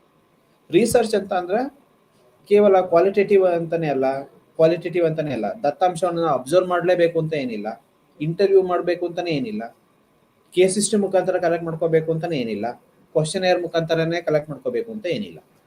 ಇದೊಂದು ವಿಧಾನ. ಯಾವ ರೀತಿಯಾದಂಥ ಮಾಹಿತಿ ಬೇಕು, ಅದಕ್ಕೆ ಸೂಟ್ ಆಗಿರ್ತಕ್ಕಂಥ ಒಂದು ಮೆಥಡ್ ಯಾವುದು, ಆ ಮೆಥಡ್ಗಳನ್ನು ನಾವು ಯೂಸ್ ಮಾಡ್ತಾ ಹೋಗ್ತೀವಿ. ಸೊ ಹೀಗೆ ಇದು ಈ 3 ವಿಧಾನಗಳಲ್ಲೂ ಸಹ ಅದರದೇ ಆದಂಥ ಸಿಗ್ನಿಫಿಕೆನ್ಸ್ ಇದೆ, ಇಂಪ್ಯಾಕ್ಟ್ ಇದೆ. ಸೊ ಆ ಕಾರಣಗಳಿಗೋಸ್ಕರ ಸೊ ಇಂದಿಗೂ ಸಹ ಈ 3 ವಿಧಾನಗಳನ್ನ ದತ್ತಾಂಶವನ್ನು ಸಂಗ್ರಹ ಮಾಡಲಿಕ್ಕೆ ಉಪಯೋಗಿಸ್ತಾ ಹೋಗ್ತೀವಿ. ಏನು ಪ್ರಯೋಜನ? ದತ್ತಾಂಶಗಳನ್ನ ನಾವು ಅವಲೋಕನದ ಮುಖಾಂತರ ಯಾಕೆ ಉಪಯೋಗಿಸ್ಬೇಕು, ಅದರ ಪ್ರಯೋಜನಗಳೇನು? ಸೊ ಇಲ್ಲಿ ಕೆಲವೊಂದು ಪಾಯಿಂಟ್ಸ್ ಇದೆ, 5 ಪಾಯಿಂಟ್ಸ್. ಸೊ 1 by 1 ನಾವು ನೋಡ್ತಾ ಹೋದ್ರೆ, ನೈಸರ್ಗಿಕವಾದ ಸೆಟಪ್ನಲ್ಲಿ ಡಾಟಾವನ್ನ ಪಡೆಯುವ ಅತ್ಯುತ್ತಮ ವಿಧಾನಗಳಲ್ಲಿ ಇದು ಒಂದು. ಸೊ ಇಲ್ಲಿ ಎಕ್ಸ್ಪೆರಿಮೆಂಟಲ್ ರಿಸರ್ಚ್ ಆಕ್ಟಿವಿಟೀಸ್ ಅಂತ ನಾವು ತೆಗೆದುಕೊಳ್ಳೋಣ. ಸೊ ಅಲ್ಲೊಂದು ಲ್ಯಾಬೊರೇಟರಿ ಸೆಟಪ್ ಇರುತ್ತೆ, ಒಂದು ಲ್ಯಾಬೊರೇಟರಿ ಇರುತ್ತೆ, ಒಂದು ಕಂಟ್ರೋಲ್ಡ್ ಎನ್ವಿರಾನ್ಮೆಂಟ್ ಇರುತ್ತೆ. ಸೊ ಆ ಕಂಟ್ರೋಲ್ಡ್ ಎನ್ವಿರಾನ್ಮೆಂಟ್ ಅಲ್ಲಿ ಯಾವ ವೇರಿಯೇಬಲ್ ಅನ್ನು ನಾವು ಮ್ಯಾನಿಪುಲೇಟ್ ಮಾಡಬೇಕು, ಯಾವ ವೇರಿಯೇಬಲ್ ಅನ್ನು ನಾವು ಅಥವಾ ಮಾಹಿತಿಯನ್ನು ನಾವು ಡಿಪೆಂಡೆಂಟ್ ವೇರಿಯೇಬಲ್ ಮುಖಾಂತರ ಅಸೆಸ್ ಮಾಡಬೇಕು, ಓಕೆ, ಯಾವುದನ್ನ ಸ್ಟಿಮ್ಯುಲೇಟ್ ಮಾಡಬೇಕು, ಅದರಿಂದ ಯಾವುದನ್ನ ನಿರೀಕ್ಷೆ ಮಾಡ್ಬೋದು. ಸೊ ಇದೆಲ್ಲದೂ ಸಹ ಒಂದು ಎಕ್ಸ್ಪೆರಿಮೆಂಟಲ್ ಲ್ಯಾಬೊರೇಟರಿ ಸೆಟಪ್ ಅಲ್ಲಿ, ಒಂದು ಕಂಟ್ರೋಲ್ ಎನ್ವಿರಾನ್ಮೆಂಟ್ ಅಲ್ಲಿ ನಡೆಯುವಂತಹ ಒಂದು ಪ್ರಕ್ರಿಯೆಗಳು, ರಿಸರ್ಚ್ ಆಕ್ಟಿವಿಟೀಸ್ಗಳು. ಆದರೆ ಇಲ್ಲಿ ಒಂದು ನೈಸರ್ಗಿಕವಾಗಿರ್ತಕ್ಕಂಥ ಸಂದರ್ಭ. ಸೊ ಅಲ್ಲಿ ನಾವು ಆಕ್ಚುಯಲ್ ಡೇಟಾವನ್ನು ಪಡ್ಕೋಬೇಕು. ಸೊ ಅಲ್ಲಿ ಈ ಒಂದು ವೀಕ್ಷಣೆಯ ಅಥವಾ ಅಬ್ಸರ್ವೇಷನ್ ಮುಖಾಂತರ ಮಾಡ್ಕೊಳ್ಳುವಂತಹ ಒಂದು ದತ್ತಾಂಶ ಪಡ್ಕೊಳ್ಳುವಂತಹ ಒಂದು ವಿಧಾನಗಳೇನಿದೆ ತುಂಬಾ ಎಫೆಕ್ಟಿವ್, ಪರಿಣಾಮಕಾರಿಯಾಗಿರುತ್ತೆ. ಸೊ ಇಲ್ಲಿ ನಾವು ಒಬ್ಬ ವ್ಯಕ್ತಿಯನ್ನ ಒಂದು ರೂಮಿಗೆ ಕರ್ಕೊಂಡು, ಅಂದ್ರೆ ಒಂದು ಕೌನ್ಸಿಲಿಂಗ್ ರೂಮಿಗೆ ಆತನನ್ನ ಕರೆಸಿ, ಸೊ ಒಂದು ಕ್ವಶನ್ ಕೇಳೋದ್ರ ಮುಖಾಂತರ ಅಥವಾ ಅವನ ವ್ಯಕ್ತಿತ್ವನ ಅಧ್ಯಯನ ಮಾಡೋದ್ರ ಮುಖಾಂತರ, ಸೊ ಈ ಒಂದು ಕಾರಣಗಳಿಗೋಸ್ಕರ ನಿಮ್ಮನ್ನ ಇಲ್ಲಿ ಕರೆಸಿದೀವಿ, ಓಕೆ, ಇಂತಿಂತ ಮಾಹಿತಿಗೆ ನೀವು ಮಾಹಿತಿ ಕೊಡಬಹುದಾ, ಉತ್ತರಗಳನ್ನ ಅಥವಾ ನಿಮ್ಮ ರಿಪ್ಲೈ ಕೊಡಬಹುದಾ ಅಂತ ಕೇಳಿದ್ರೆ, ಸೊ ಅಲ್ಲಿ ಪಾಲಿಶ್ಡ್, ಓಕೆ, ಅಥವಾ ಶುಗರ್ ಕೋಟ್ ಆಗಿರ್ತಕ್ಕಂಥ ಬಿಹೇವಿಯರು, ಮಾತುಗಳು ಆತನಿಂದ ಆಚೆ ಬರುತ್ತೆ. ಆದ್ರೆ ಇಲ್ಲಿ ವೀಕ್ಷಣೆಯ ಪ್ರಯೋಜನ ಏನು ಅಂತಂದ್ರೆ, ಸೊ ಆತನಿಗೆ ಗೊತ್ತೇ ಇಲ್ಲ, ಆತನ ಅರಿವಿಲ್ಲದಂತಹ ಅನೇಕ ಮಾಹಿತಿಗಳನ್ನ ನಾವು ಕಲೆಕ್ಟ್ ಮಾಡ್ಕೊಳ್ತಾ ಹೋಗ್ತೀವಿ. ಆತನಿಗೆ ಗೊತ್ತೇ ಇಲ್ಲ, I am one of the sample ಅಂತ, ನಾನು ಒಂದು ಸಂಶೋಧನೆ ಭಾಗ ಅಂತ. ಸೊ ಆದ್ರೂ ಅವನಿಗೆ ಅರಿವಿಲ್ಲದಂತಹ ಸಂದರ್ಭದಲ್ಲಿ ನಾವು ಆತನ ಬಗ್ಗೆ, ಆತನ ಅಭಿಪ್ರಾಯದ ಬಗ್ಗೆ, ಆತನ ಒಂದು ವ್ಯಕ್ತಿತ್ವದ ಬಗ್ಗೆ, ಅಥವಾ ನಾವೇನು ಆಬ್ಜೆಕ್ಟಿವ್ ಅನ್ನು ಹಾಕೊಂಡಿರ್ತೀವಿ ಆ ಆಬ್ಜೆಕ್ಟಿವ್ಗೆ ಸಂಬಂಧಿಸಿದಂತಹ ಮಾಹಿತಿಗಳನ್ನು ಸಂಗ್ರಹ ಮಾಡ್ಕೊಳ್ಳುವಂತ ಒಂದು ಪ್ರಕ್ರಿಯೆ ನಡೆಯುತ್ತೆ. ಸೊ ಇಲ್ಲಿ what about there ethical consideration ಅಂತ ಬಂದಾಗ, ಸೊ ಅಫ್ಕೋರ್ಸ್ ನಾವು ಸೈಂಟಿಫಿಕ್ ರಿಸರ್ಚ್ ಅಂತ ನಾವು ತೆಗೆದುಕೊಳ್ತೀವಿ, ಸೈಂಟಿಫಿಕ್ ಆಗಿರಬೇಕು. ಒಂದು ರಿಸರ್ಚ್ ದತ್ತಾಂಶವನ್ನು ಸಂಗ್ರಹ ಮಾಡ್ಕೊಳೋದು ಸಹ ಸೈಂಟಿಫಿಕ್ ಆಗಿರಬೇಕು. ಒಬ್ಬ ವ್ಯಕ್ತಿಯನ್ನು ಅಪ್ರೋಚ್ ಮಾಡುವಂಥದ್ದು ಸಹ ಒಂದು ವ್ಯಾಲಿಡ್ ಆಗಿರಬೇಕು ಅಂತ ಅಂದ್ರೆ ಕನ್ಸೆಂಟ್ ತೆಗೆದುಕೊಳ್ಳುವಂಥದ್ದು ಒಂದು ವಿಧಾನ, ಅವರ ಒಂದು ಅನುಮತಿ ತೆಗೆದುಕೊಳ್ಳುವಂಥ ಒಂದು ಭಾಗ ಇದೆ. ಆದರೆ ಎಥಿಕಲ್ ಕನ್ಸಿಡರೇಷನ್ ಅಂತ ಬಂದಾಗ it is not A ethical. ಕೆಲವೊಂದು ಬಾರಿ ಈ ಎಥಿಕ್ಸ್ ಅನ್ನ ಉಲ್ಲಂಘನೆ ಮಾಡುವಂತ ಸಂದರ್ಭಗಳು ಸಹ ಬರುತ್ತೆ ರಿಸರ್ಚ್ ಸಂದರ್ಭದಲ್ಲಿ. ಅಥವಾ ನಂತರದಲ್ಲಿ ದತ್ತಾಂಶಗಳನ್ನು ಸಂಗ್ರಹ ಮಾಡಿಕೊಂಡ ನಂತರದಲ್ಲಿ ನಾವು ಅವರಿಗೆ ಇನ್ಫಾರ್ಮೇಶನ್ ನಾವು ಕೊಡ್ಬೋದು. ಅಥವಾ ನಂತರದಲ್ಲಿ ಸೊ ಈ ಪ್ರಕಾರದ ಮಾಹಿತಿಗಳನ್ನು ಪಡ್ಕೊಳ್ತಾ ಇದ್ದೀವಿ ಅಥವಾ ಈ ರೀತಿಯಾದ ಮಾಹಿತಿಗಳನ್ನು ನಾವು ಪಡ್ಕೋಬಹುದು, ಅಬ್ಸರ್ವ್ ಮಾಡಬಹುದಾ ಅನ್ನೋ ರೀತಿಯಾಗಿ ಸೊ ಏನೋ ಒಂದು ಬ್ಯಾಲೆನ್ಸ್ ಮಾಡಬಹುದು. ಬಟ್ ಆಕ್ಚುಲಿ ಕೆಲವೊಂದು ಎಥಿಕಲ್ ಅಂತ ಬಂದಾಗ ಸೊ ಎಥಿಕಲ್ ಕನ್ಸಿಡರೇಷನ್ ಅಂತ ಬಂದಾಗ ನಾವು ಕೆಲವೊಂದು ಸಂದರ್ಭದಲ್ಲಿ ಉತ್ತರವನ್ನು ಕೊಡಲಿಕ್ಕೆ ಅಥವಾ ಜಸ್ಟಿಫಿಕೇಶನ್ ಅನ್ನ ಮಾಡಲಿಕ್ಕೆ ಕಷ್ಟ ಆಗ್ತಾ ಹೋಗುತ್ತೆ. ಸೊ ಯಾವಾಗ ನೈಸರ್ಗಿಕವಾಗಿರ್ತಕ್ಕಂತಹ ಒಂದು ಸಂದರ್ಭಗಳಲ್ಲಿ ನಾವೇನಾದ್ರೂ ದತ್ತಾಂಶಗಳನ್ನ ಅವರ ಅರಿವಿಗೆ ಬರದೆ ಇರ್ತಕ್ಕಂಥ ಒಂದು ಸಂದರ್ಭದಲ್ಲಿ ದತ್ತಾಂಶಗಳನ್ನು ಸಂಗ್ರಹ ಮಾಡ್ಕೊಳ್ತಾ ಇದೀವಿ ಅಂತಾನೆ ಇಟ್ ಈಸ್ ಕ್ವೈಟ್ ಏನೋ ಒಮ್ಮೆ ಅದನ್ನ ಉಲ್ಲಂಘನೆ ಮಾಡಿದ ರೀತಿಯಾಗಿ. ಆದ್ರೆ ನಾವು ಆಕ್ಚುಯಲ್ ಡೇಟಾವನ್ನ ಅಥವಾ ಅವರು ಆಕ್ಚುಯಲ್ ಒಪಿನಿಯನ್ಸ್ ಅನ್ನ ಪಡ್ಕೊಳ್ಳಿಕ್ಕೆ ಸಾಧ್ಯ ಆಗ್ತವೆ. ಎರಡನೇದು, ಭಾಗವಹಿಸುವವರ ಪ್ರಶ್ನೆಗಳಿಗೆ ಸಮರ್ಪಕವಾಗಿ ಮೌಖಿಕವಾಗಿ ಉತ್ತರಿಸುವ ಸ್ಥಿತಿಯಲ್ಲಿಲ್ಲದಾಗ ಇದು ಸಹಾಯಕವಾಗಿರುತ್ತದೆ. ಉದಾಹರಣೆಗೆ, ಯಾವಾಗ ಅಬ್ಸರ್ವೇಷನ್ ಮೆಥಡ್ ದತ್ತಾಂಶ ಸಂಗ್ರಹಣೆಗೆ ಬಹಳ ಸಹಕಾರಿ ಅಂತ ಅಂದ್ರೆ, ಆಗ ತಾನೇ ಹುಟ್ಟಿರ್ತಕ್ಕಂಥ ಮಕ್ಕಳು ಅವರ ಲ್ಯಾಂಗ್ವೇಜ್ ಡೆವಲಪ್ಮೆಂಟ್ ಅನ್ನ ನಾವು ಅಸೆಸ್ ಮಾಡಬೇಕು. ಅವರ ಭಾಷೆ ಅಥವಾ ಎಮೋಷನ್ ಡೆವಲಪ್ಮೆಂಟ್, ಆತನ ಫೈನ್ ಮೋಟಾರು ಗ್ರಾಸ್ ಮೋಟಾರ್ ಆಕ್ಟಿವಿಟೀಸ್ಗಳನ್ನು ನಾವು ಅಬ್ಸರ್ವ್ ಮಾಡಬೇಕು. ಸೊ ಹೇಗೆ ಅಬ್ಸರ್ವ್ ಮಾಡೋದು? ಸೊ ಇಲ್ಲಿ ಅಬ್ಸರ್ವೇ ಮಾಡಬೇಕಾಗುತ್ತೆ. ಹೇಗೆ ಕಲೆಕ್ಟ್ ಮಾಡ್ಕೋಬೇಕು ಅಂತಾರೆ, ಆತನನ್ನು ನೇರವಾಗಿ ಕೇಳಿದ್ರೆ ಅರ್ಥ ಆಗೋದಿಲ್ಲ, ರಿಪ್ಲೈ ಕೊಡ್ಲಿಕ್ಕೆ ಮಾತು ಬರೋದಿಲ್ಲ, ಅಥವಾ ಆತನ ಆ ಒಂದು ಮಗುನಲ್ಲಿ ಅಥವಾ ಒಂದು ಕಿಡ್ಸ್ ಅಲ್ಲಿ ಯಾವುದೇ ರೀತಿಯಾದಂಥ ಒಂದು ಕಮ್ಯುನಿಕೇಶನ್ಸ್ ಇರೋದಿಲ್ಲ. ಸೊ ಇಲ್ಲಿ ಆಕ್ಚುಯಲ್ ಡೇಟಾ, ಸೊ ಈಗ ಪಿಯಾಜೆ ಅವರು ಒಂದು ಸಿದ್ಧಾಂತವನ್ನ ಡೆವಲಪ್ ಮಾಡಿದ್ದಾರೆ. ಆ ಸಿದ್ಧಾಂತ ಯಾವುದಪ್ಪ ಅಂತ ಅಂದ್ರೆ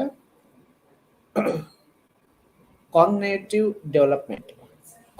ಡೆವಲಪ್ಮೆಂಟ್ ಆಫ್ ಚಿಲ್ಡ್ರನ್ಸ್ ಅಂತ.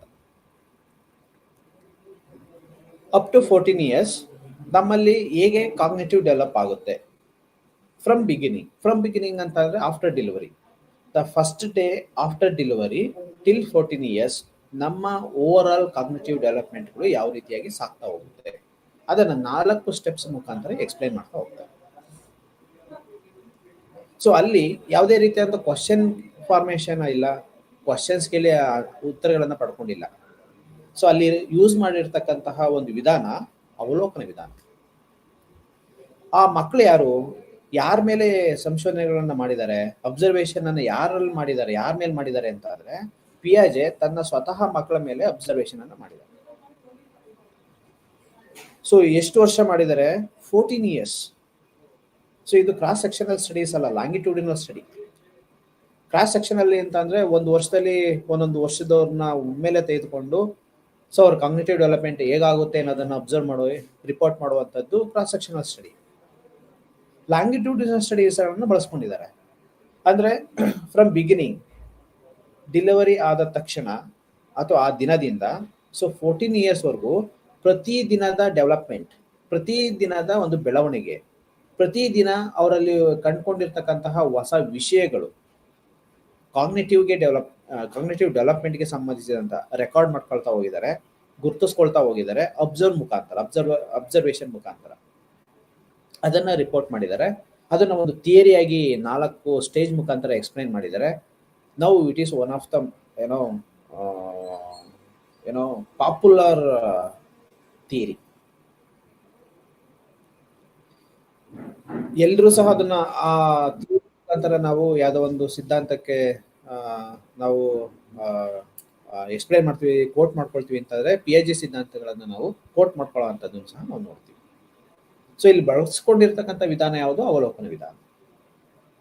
ಸೊ ಹೀಗೆ ಚಿಕ್ಕ ಮಕ್ಕಳು ಅವರಿಗೆ ಗೊತ್ತಿರೋದಿಲ್ಲ ಏನ್ ಮಾಡಬೇಕು ಅಂತ, ಅಥವಾ ಆಕ್ಚುಯಲ್ ವಿಷಯಗಳನ್ನ ನಾವು ತೆಗೆದುಕೋಬೇಕು. ಕೆಲವೊಂದು ಬಾರಿ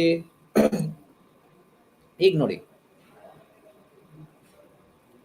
ವ್ಯಕ್ತಿಯ ವ್ಯಕ್ತಿತ್ವವನ್ನ ಅಥವಾ ವ್ಯಕ್ತಿಯ ಭಾಷೆಯನ್ನ ನಾವು ಅಸೆಸ್ ಮಾಡಬೇಕು ಅಂತಾದ್ರೆ ನಾವು ಅವ್ರ ಕಡೆಯಿಂದ ಇನ್ಫಾರ್ಮೇಶನ್ ಅನ್ನ ಕೇಳಿ, ಒಬ್ಬ ವ್ಯಕ್ತಿಯ ವ್ಯಕ್ತಿತ್ವನ ಹೇಗೆ ನಾವು ಅಸೆಸ್ ಮಾಡಬಹುದು? ಅವ್ರ ಕಡೆಯಿಂದ ಕೇಳೇ ನಾವು ಅಸೆಸ್ ಮಾಡಬೇಕು ಅಂತ ಏನಿಲ್ಲ. ಆತನ ವರ್ತನೆಯನ್ನ ನಾವು ಅಬ್ಸರ್ವ್ ಮಾಡಿದ್ರೆ ಗೊತ್ತಾಗುತ್ತೆ ಯಾವ ರೀತಿಯಂತಹ ವ್ಯಕ್ತಿತ್ವಗಳನ್ನ ಆತ ಹೊಂದಿರಬಹುದು ಅಥವಾ ಹೊಂದಿರ್ತಾರೆ. ಫಾರ್ ಎಕ್ಸಾಂಪಲ್, ಆತ ಇಲ್ಲಿಟ್ರೇಟ್ ಆಗಿತ್ತು ಅಂತಾರೆ ಓದು ಬರೆಯಕ್ಕೆ ಬರೋದಿಲ್ಲ. ಕ್ವಶನೇರ್ ಮುಖಾಂತರ ನಾವೇನಾದ್ರು ದತ್ತಾಂಶಗಳನ್ನ ಸಂಗ್ರಹ ಮಾಡ್ಕೊಳ್ತೀವಿ ಅಂತಂದ್ರೆ ಆತನನ್ನ ನಾವು ಸಂಶೋಧನೆಯಿಂದ ಹೊರಗಿಡ್ಬೇಕಾಗುತ್ತೆ. ಏನಕ್ಕೆ ಅಂತಂದ್ರೆ ಆತ ಇಲ್ಲಿಟ್ರೇಟ್, ಓದ್ಲಿಕ್ಕೆ ಬರೀಲಿಕ್ಕೆ ಬರೋದಿಲ್ಲ. ಸೊ ಆತ ಹೇಗೆ ಸಂಶೋಧನೆ ಭಾಗ ಆಗ್ತಾನೆ? ಸೊ ಅಂತ ಸಂದರ್ಭದಲ್ಲಿ ಈ ಒಂದು ಅಬ್ಸರ್ವೇಷನ್ ಲರ್ನಿಂಗ್ ಮೆಥಡ್ ಏನಿದೆ, ಸೊ ಈ ಅಬ್ಸರ್ವೇಷನ್ ಮೆಥಡ್ ಎಫೆಕ್ಟಿವ್. ಸೊ ಇಲ್ಲಿ ಸಂದರ್ಶನದಂತಹ ವಿಧಾನಗಳಂತೆ ಮೊದಲು ಮಾಹಿತಿಯನ್ನು ಪಡೆಯಬಹುದು, ನಂತರ ವೀಕ್ಷಣೆಯಂತೆ ವಿಶ್ವಾಸಾರ್ಹವಾಗಿರುವುದಿಲ್ಲ. ಸೊ ಕೆಲವೊಂದು ಬಾರಿ ಈ ಹೈಬ್ರಿಡ್ ಮೆಥಡ್ಗಳನ್ನು ಸಹ ನಾವು ಯೂಸ್ ಮಾಡ್ತಾ ಹೋಗ್ಬೋದು. ಹೈಬ್ರಿಡ್ ಮೆಥಡ್ ಅಂತ ಅಂದ್ರೆ ಕೆಲವೊಂದು ಬಾರಿ ಅಬ್ಸರ್ವೇಷನ್ ಮಾಡ್ಬೋದು, ಕೆಲವೊಂದು ಬಾರಿ ಕ್ವಶನ್ಸ್ಗಳನ್ನ ಕೇಳಬಹುದು, ಕೆಲವೊಂದು ಬಾರಿ ನೇರವಾದ ಇನ್ವಾಲ್ವ್ಮೆಂಟ್ ಇರ್ಬೋದು, ಕೆಲವೊಂದು ಬಾರಿ ನೇರವಾದ ಇನ್ವಾಲ್ವ್ಮೆಂಟ್ ಇಲ್ಲದಲೇ ವ್ಯಕ್ತಿಯ ವರ್ತನೆಯನ್ನ ಕೆಲವೊಂದು ಎಲೆಕ್ಟ್ರಾನಿಕ್ ಡಿವೈಸಸ್ಗಳ ಮುಖಾಂತರ ಅಥವಾ ಸಹಾಯದಿಂದ ನಾವು ಒಬ್ಬ ವ್ಯಕ್ತಿಯ ವರ್ತನೆಗಳನ್ನು ನಾವು ಅಸೆಸ್ ಮಾಡಬಹುದು, ರೆಕಾರ್ಡ್ ಮಾಡ್ಕೋಬಹುದು, ವಿಡಿಯೋ ಮಾಡ್ಕೋಬಹುದು. ಓಕೆ, ಸೊ ಅದನ್ನೆಲ್ಲ ನಂತರದಲ್ಲಿ ಕೂತು ಆತನ ವ್ಯಕ್ತಿತ್ವವನ್ನ, ಆತನ ಅಭಿಪ್ರಾಯಗಳನ್ನ ಅನಲೈಸ್ ಮಾಡ್ತಾ ಹೋಗ್ಬೋದು. ಸೊ ಹೀಗೆ ಕೆಲವೊಂದು ಬಾರಿ ಹೈಬ್ರಿಡ್ ವಿಧಾನಗಳ ಮುಖಾಂತರನೂ ಸಹ ಎಫೆಕ್ಟಿವ್ ಆಗಿರ್ತಕ್ಕಂಥ ದತ್ತಾಂಶಗಳನ್ನು ಸಂಗ್ರಹ ಮಾಡ್ಕೊಳ್ಳಿಕ್ಕೆ ಸಾಧ್ಯ ಆಗ್ತಾ ಹೋಗುತ್ತೆ. ಸೊ ಇಲ್ಲಿ ಭಾಗವಹಿಸುವವರು ಒದಗಿಸಿದ ಮಾಹಿತಿಯನ್ನು ಪರಿಶೀಲಿಸಲು ಇದು ಸಹಾಯ ಮಾಡುತ್ತೆ. ಸೊ ಅಬ್ಸರ್ವೇಷನ್ ಏನಿರುತ್ತೆ, ಸೊ ಒಮ್ಮೆ ದತ್ತಾಂಶಗಳನ್ನ ಕಲೆಕ್ಟ್ ಮಾಡ್ಕೊಂಡ್ ಬರ್ತೀವಿ. ಯಾವ ರೀತಿಯ ಕಲೆಕ್ಟ್ ಸೊ ಅದನ್ನ ರೆಕಾರ್ಡ್ ಮಾಡ್ಕೊಳ್ತಾ ಬರ್ತೀವಿ. ಕೆಲವೊಂದು ಬಾರಿ ಬರ್ಕೊಳ್ತೀವಿ, ಕೆಲವೊಂದು ಬಾರಿ ವಿಡಿಯೋ ಮಾಡ್ಕೊಳ್ತೀವಿ, ಅಥವಾ ಕೆಲವರು ಅವ್ರ ಒಪಿನಿಯನ್ ಕೇಳ್ಕೊಂಡಿರ್ತೀವಿ, ನಮ್ಮ ಮೆಮೊರಿನಲ್ಲಿ ಅದಿರುತ್ತೆ. ಸೊ ಹೀಗೆ ಬೇರೆ ಬೇರೆ ಪ್ಯಾಟರ್ನ್ಸ್ ಇರುತ್ತೆ ಇನ್ಫಾರ್ಮೇಶನ್ಸ್. ಸೊ ಅದನ್ನ ಓವರ್ ಆಗಿ ಅದನ್ನ ಸೂಕ್ಷ್ಮವಾಗಿ ಆ ಎಲ್ಲಾ ಮಾಹಿತಿಗಳನ್ನ ಕ್ರೋಢೀಕರಿಸಿ ದತ್ತಾಂಶಗಳನ್ನ ಕನ್ಸಾಲಿಡೇಟ್ ಮಾಡಬೇಕಾಗುತ್ತೆ. ಸೊ ಇಷ್ಟು ವೀಕ್ಷಣೆಯಿಂದ ಆಗಿರ್ತಕ್ಕಂಥ ಪ್ರಯೋಜನಗಳು. ಮಿತಿಗಳೇನು, ಲಿಮಿಟೇಷನ್ಸ್ಗಳೇನು? ಎಲ್ಲಿ ಅಡ್ವಾಂಟೇಜಸ್ಗಳು ಇರುತ್ತೆ ಅಲ್ಲಿ ಡಿಸ್ಅಡ್ವಾಂಟೇಜಸ್ಗಳು ಸಾಮಾನ್ಯವಾಗಿರುತ್ತೆ. ಓಕೆ, ಅದು ಯಾವುದೇ ಮೆಥಡ್ ಆಗಿರ್ಬೋದು, ಯಾರೇ ಒಬ್ಬ ವ್ಯಕ್ತಿ ಆಗಿರ್ಬೋದು. ಒಬ್ಬ ವ್ಯಕ್ತಿ ಎಲ್ಲದೂ ಸಹ ಗುಣಲಕ್ಷಣ ಉತ್ತಮ ಅಥವಾ ಒಳ್ಳೆ ಗುಣಲಕ್ಷಣಗಳನ್ನೇ ಹೊಂದಿದ್ದಾನೆ ಅಂತ ಅಂದ್ರೂ ಆತನಲ್ಲಿ ಆತನ ಅರಿವಿಲ್ಲದ ಹಾಗೆ ಕೆಲವೊಂದು ಲಿಮಿಟೇಷನ್ಸ್ಗಳನ್ನು ಅಥವಾ ಬೇಡದೇ ಇರತಕ್ಕಂತಹ ವಿಷಯಗಳು ಆತನಲ್ಲಿ ಇರಬಹುದು ಅಂತಕ್ಕಂಥದ್ದು ಅಷ್ಟೇ ಸತ್ಯ. ಇಲ್ಲಿ ದತ್ತಾಂಶ ಸಂಗ್ರಹಣೆ ಮತ್ತು ವ್ಯಾಖ್ಯಾನದ ಸಮಯದಲ್ಲಿ ವ್ಯಕ್ತಿ ನಿಷ್ಠತೆಯು ನಾವು ಕ್ವಶನ್ ಮಾಡಬಹುದು. ಇಲ್ಲಿ ವ್ಯಕ್ತಿ ನಿಷ್ಠತೆ ಮತ್ತು ವಸ್ತು ನಿಷ್ಠತೆ ಅಂತ ಬಂದಾಗ, ಯಾವಾಗ ದತ್ತಾಂಶಗಳನ್ನು ಸಂಗ್ರಹಣೆ ಮಾಡುವಂತ ಸಂದರ್ಭದಲ್ಲಿ ವ್ಯಕ್ತಿ ನಿಷ್ಠತೆ ಆಗುವಂತ ಚಾನ್ಸಸ್ಗಳು ಅಥವಾ ಬಯಾಸಸ್ಗಳು ಆಗುವಂತ ಚಾನ್ಸಸ್ಗಳು ಜಾಸ್ತಿ.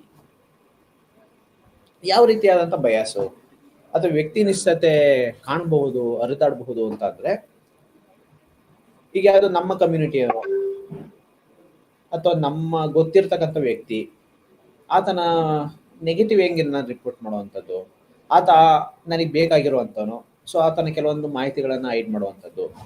ಸೊ ಇವರು ನನ್ನ ಫ್ರೆಂಡು ಫ್ರೆಂಡ್ ಆಗಿರ್ತಕ್ಕಂಥವರಿಂದ ಸ್ವಲ್ಪ ಪಾಲಿಶ್ ಮಾಡುವಂಥದ್ದು.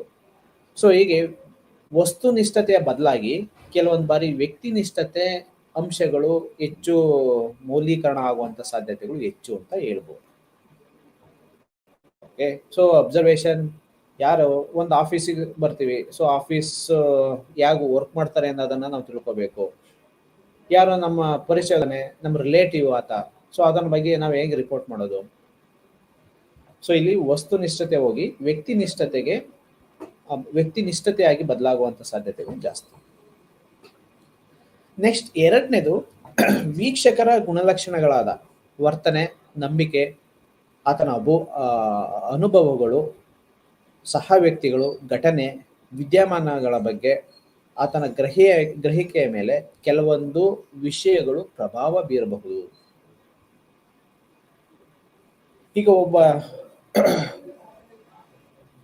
ಪ್ರೈಮ್ ಮಿನಿಸ್ಟರ್ ಅಥವಾ ಪ್ರೆಸಿಡೆಂಟ್, ಇಂಡಿಯನ್ ಪ್ರೆಸಿಡೆಂಟ್, ಅವರ ವ್ಯಕ್ತಿತ್ವಗಳನ್ನು ನಾವು ಅಸೆಸ್ ಮಾಡಬೇಕು, ಅವ್ರ ಪರ್ಸನಾಲಿಟಿಯನ್ನು ಅಸೆಸ್ ಮಾಡಬೇಕು. ಅಥವಾ ನಮಗೆ ಕೆಲವೊಂದು ವಿಷಯಗಳು ಗೊತ್ತಾಗ್ತಾ ಹೋಗುತ್ತೆ, ಓಕೆ ಪೊಲಿಟಿಕಲ್ ಬಿಟ್ಬಿಡೋಣ. ಸೊ ಯಾವ್ದಾದ್ರು ಒಬ್ಬ ವ್ಯಕ್ತಿ ಹೆಚ್ಚಿನದಾಗಿ ಹೆಸರು ಮಾಡಿರ್ತಕ್ಕಂಥ ವ್ಯಕ್ತಿ, ಎಲ್ರಿಗೂ ಸಹ ಒಳ್ಳೇದನ್ನ ಮಾಡ್ಕೊಂಡ್ ಬಂದಿರತಕ್ಕಂಥ ವ್ಯಕ್ತಿ ಅಂತ ಅನ್ಕೊಳ್ಳೋಣ.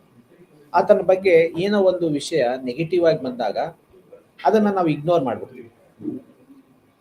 ಆತನ ಬಗ್ಗೆ ಯಾವ್ದಾದ್ರು ಒಂದು ಕೆಟ್ಟ ವಿಷಯ ನಾವು ಕೇಳಿದಾಗ, ಸೊ ಇದು ಆಗಿರ್ಲಿಕ್ಕಿಲ್ಲ ಬಿಡು ಅಂತ ನಾವು ನಮ್ಮಷ್ಟಕ್ಕೆ ನಾವೇ ಅದನ್ನ ಜಸ್ಟಿಫೈ ಮಾಡ್ಬಿಡ್ತೀವಿ. ಸೊ ಹೀಗೆ ಒಬ್ಬ ವೀಕ್ಷಕ ಹೇಗೆ ಇನ್ಫ್ಲೂಯೆನ್ಸ್ಗೆ, ಒಬ್ಬ ವ್ಯಕ್ತಿಯ ವರ್ತನೆಯಿಂದ ಕೆಲವೊಂದು ಬಾರಿ ಇನ್ಫ್ಲೂಯೆನ್ಸ್ಗೆ ಒಳಗಾಗುವಂತ ಸಾಧ್ಯತೆಗಳು ಜಾಸ್ತಿ ಇರುತ್ತೆ. ಅಥವಾ ಹೈಯರ್ ಪೊಸಿಷನ್ ಅಲ್ಲಿ ಇರ್ತಾನೆ ಒಬ್ಬ ವ್ಯಕ್ತಿ, ಸೊ ಆತನ ಬಗ್ಗೆ ಹೇಗೆ ನೆಗೆಟಿವ್ ಆಗಿ ರಿಪೋರ್ಟ್ ಮಾಡೋದು. ಓಕೆ, ಸೊ ಮುಂದಕ್ಕೆ ನನಗೇನಾದ್ರೂ ಸಹಾಯ ಮಾಡ್ಬೋದು. ಸೊ ಅದರಿಂದ ಬರ್ತಿರ್ತಕ್ಕಂಥ ಕೆಲವೊಂದು ಅಡ್ವಾಂಟೇಜಸ್ಗಳು, ಡಿಸ್ಅಡ್ವಾಂಟೇಜಸ್ಗಳು, ಸೊ ಇವೆಲ್ಲವೂ ಸಹ ಏನಾಗುತ್ತೆ, ಆಕ್ಚುಯಲ್ ಇನ್ಫಾರ್ಮೇಶನ್ ಅನ್ನ ಕಲೆಕ್ಟ್ ಮಾಡ್ಕೊಳ್ಳಲಿಕ್ಕೆ ಇನ್ಫ್ಲೂಯೆನ್ಸಸ್ ಅನ್ನು ಮಾಡ್ತಾ ಹೋಗುತ್ತೆ. ಸಂಶೋಧಕರು ಹೆಚ್ಚಿನ ಮಾಹಿತಿಯೊಂದಿಗೆ ಕೊನೆಗೊಳ್ಳಬಹುದು ಮತ್ತು ಅದನ್ನು ಸಮರ್ಪಕವಾಗಿ ಅರ್ಥೈಸಲು ಸಾಧ್ಯವಾಗದಿರಬಹುದು. ಸೊ ಕೆಲವೊಂದು ಬಾರಿ ಅವ್ರು ಹೇಳಿರ್ತಕ್ಕಂಥ ಅಭಿಪ್ರಾಯಗಳು, ನಾವು ನೋಡಿರ್ತಕ್ಕಂಥ ಅಭಿಪ್ರಾಯಗಳು ಕೆಲವೊಂದು ಮ್ಯಾಚ್ ಆಗದೇ ಇರಬಹುದು. ಆದ್ರೆ ಕೆಲವೊಂದು ಬಾರಿ ನಾವು ಒಂದು ವರ್ತನೆಗೆ ಇಂಟರ್ಪ್ರಿಟ್ ಮಾಡುವಂಥದ್ದೇ ಗೊತ್ತಾಗದೇ ಇರಬಹುದು. ನಮ್ಮ ಹತ್ರ ಅನೇಕ ದತ್ತಾಂಶಗಳಿದೆ, ಅದು ಏನು ಅಂತ ನಮಗೆ ಗೊತ್ತಾಗ್ತಾ ಇಲ್ಲ, ಅದನ್ನ ಹೆಂಗೆ ಇಂಟರ್ಪ್ರಿಟ್ ಮಾಡಬೇಕು ಅಂತ ನಮಗೆ ಗೊತ್ತಾಗ್ತಾ ಇಲ್ಲ. ಓಕೆ, ಸೊ ನಮ್ಮಲ್ಲಿ ಕೆಲವೊಂದು ರಾ ಮೆಟೀರಿಯಲ್ಸ್ಗಳಿದೆ, ರಾ ಡೇಟಾ ಇದೆ, ಆದ್ರೆ ಮಾಸ್ಟರ್ ಡೇಟಾ ಅಂತ ನಾವು ಕರಿಬಹುದಲ್ಲ, ಆ ತರ ಮಾಸ್ಟರ್ ಡೇಟಾ ತುಂಬಾ ಇದೆ, ಯೂಸ್ ಮಾಡಲಿಕ್ಕೆ ಗೊತ್ತಾಗ್ತಾ ಇಲ್ಲ, ಅದು ಇಂಟರ್ಪ್ರಿಟ್ ಮಾಡ್ಲಿಕ್ಕೆ ಗೊತ್ತಾಗ್ತಾ ಇಲ್ಲ. ಸೊ ಈ ತರ ಕಂಡೀಷನ್ಸ್ ಈ ಒಂದು ಅವಲೋಕನ ವಿಧಾನಗಳಲ್ಲಿ ಹೆಚ್ಚಾಗಿ ಕಾಣಿಸ್ಕೊಳ್ತಾ ಹೋಗುತ್ತೆ. ಇನ್ನೊಂದು ಮೇಜರ್ ಸಮಸ್ಯೆ ಏನಪ್ಪಾ ಅಂತಂದ್ರೆ ಸಿಂಧುತ್ವ ಮತ್ತು ವಿಶ್ವಾಸಾರ್ಹತೆಗೆ ಸಂಬಂಧಿಸಿದೆ. ವಿಶ್ವಾಸಾರ್ಹತೆ ಅಂತಂದ್ರೆ